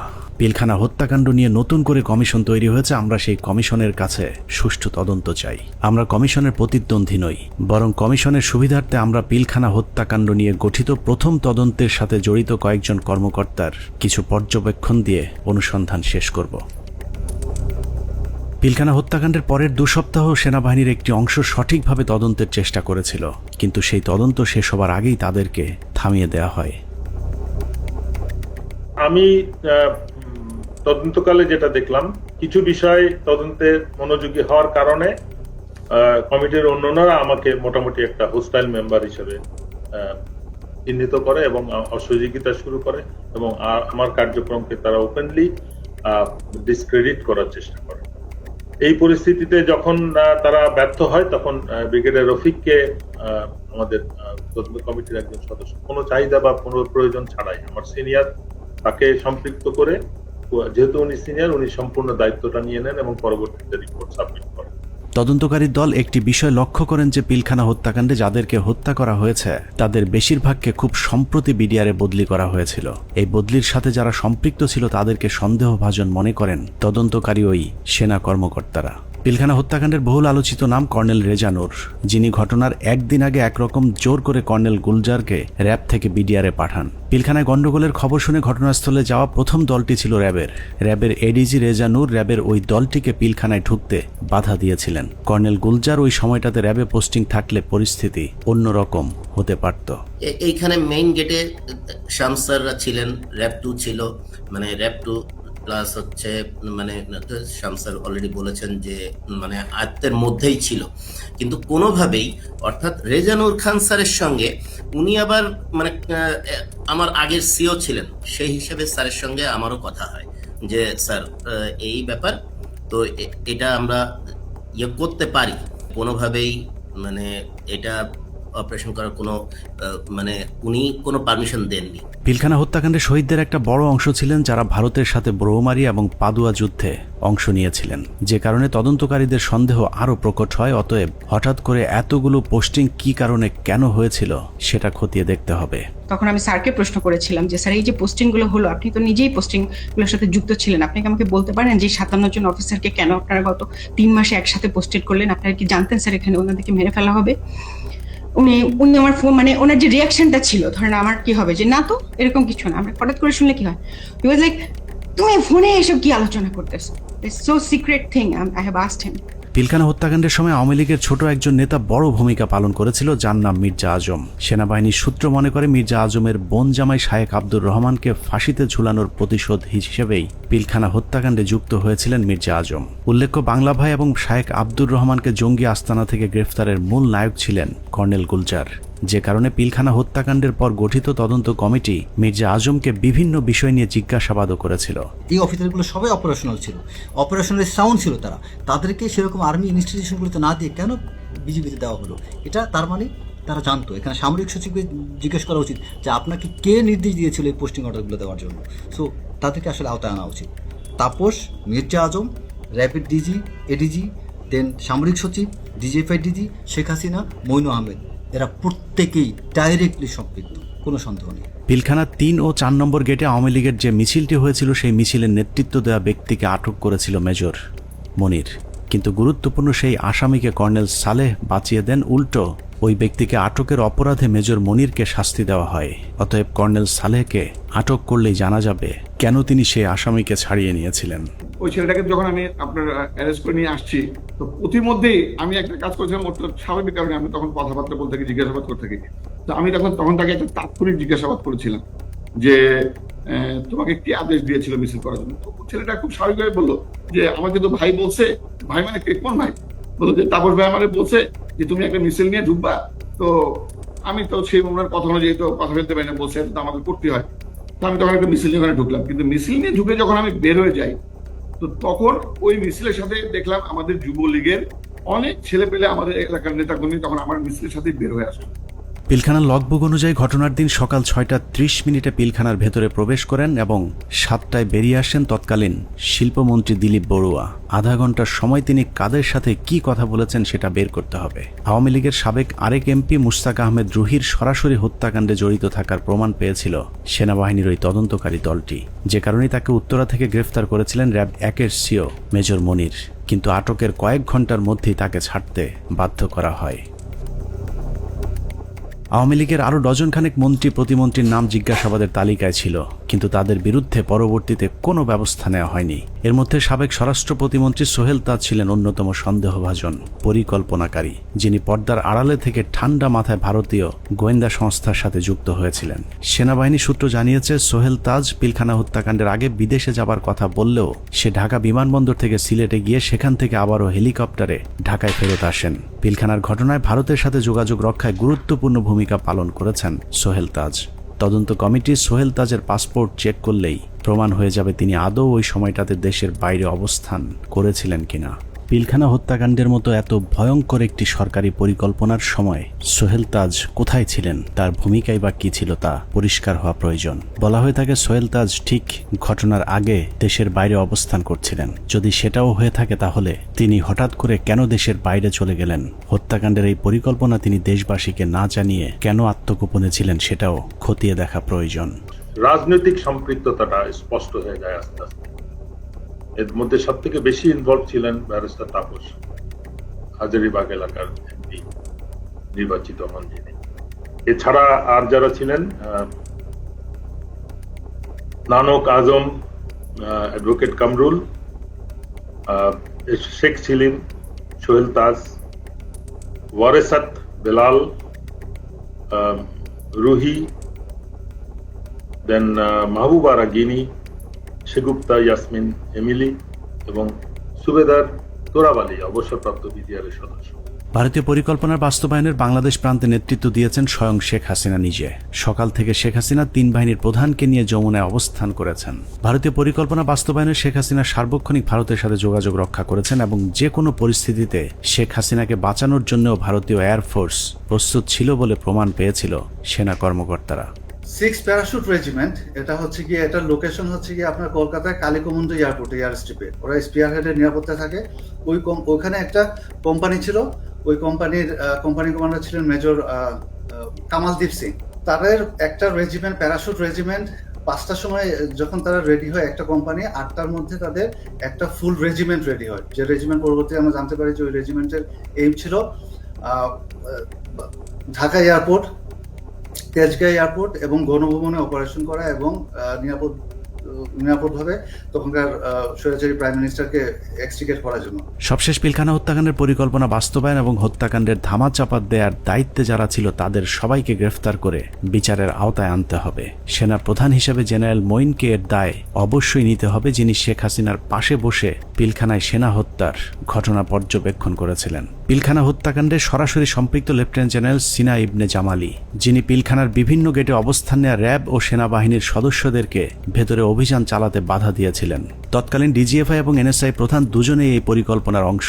বিশেষ করে ডিজিএফআই এর তৎকালীন মহাপরিচালক মেজর জেনারেল মোল্লা ফজলে আকবর হত্যাকাণ্ডের পর খুনিদের পিলখানা থেকে বের করে দেওয়ার বিষয়টি সেনাবাহিনীর চোখের সামনেই ঘটেছে। খুব নাটকীয়ভাবে বিডিআর এর ভেতরে বিভিন্ন ইলেকট্রিসিটি লাইন কেটে দিয়ে গেট খুলে দেওয়া হয় ইচ্ছা করে, যাতে সৈনিকরা পালিয়ে যেতে পারেন। তো সেই সময় আমি বলেছিলাম যে র্যাবের এক অফিসার ক্যাপ্টেন আশিক স্যার, যিনি ইঞ্জিনিয়ার্সে আমাদের সাথে ছিলেন, ক্যাপ্টেন আশিক স্যার আবার আমার সাথে 8 ইঞ্জিনিয়ার্সে চাকরি করেছেন রংপুর ক্যান্টনমেন্টে। এরপর ওনার র্যাবে পোস্টিং হয়, কিন্তু আমি স্যারকে চিনতাম। স্যার কিছু সৈনিককে যখন পালিয়ে যাচ্ছে উনি না বুঝে ওদেরকে ধরে নিয়ে আসেন পিকআপে করে, র্যাবের পিকআপে করে আমাদের আবাহনী মাঠে আসেন। তো ওইখানে কিছু ওই সময় একদম ফার্স্ট হ্যান্ড ওদের মুখ থেকে তো আমরা কিছু সাক্ষী কথাবার্তা শুনে ফেলতে পারি।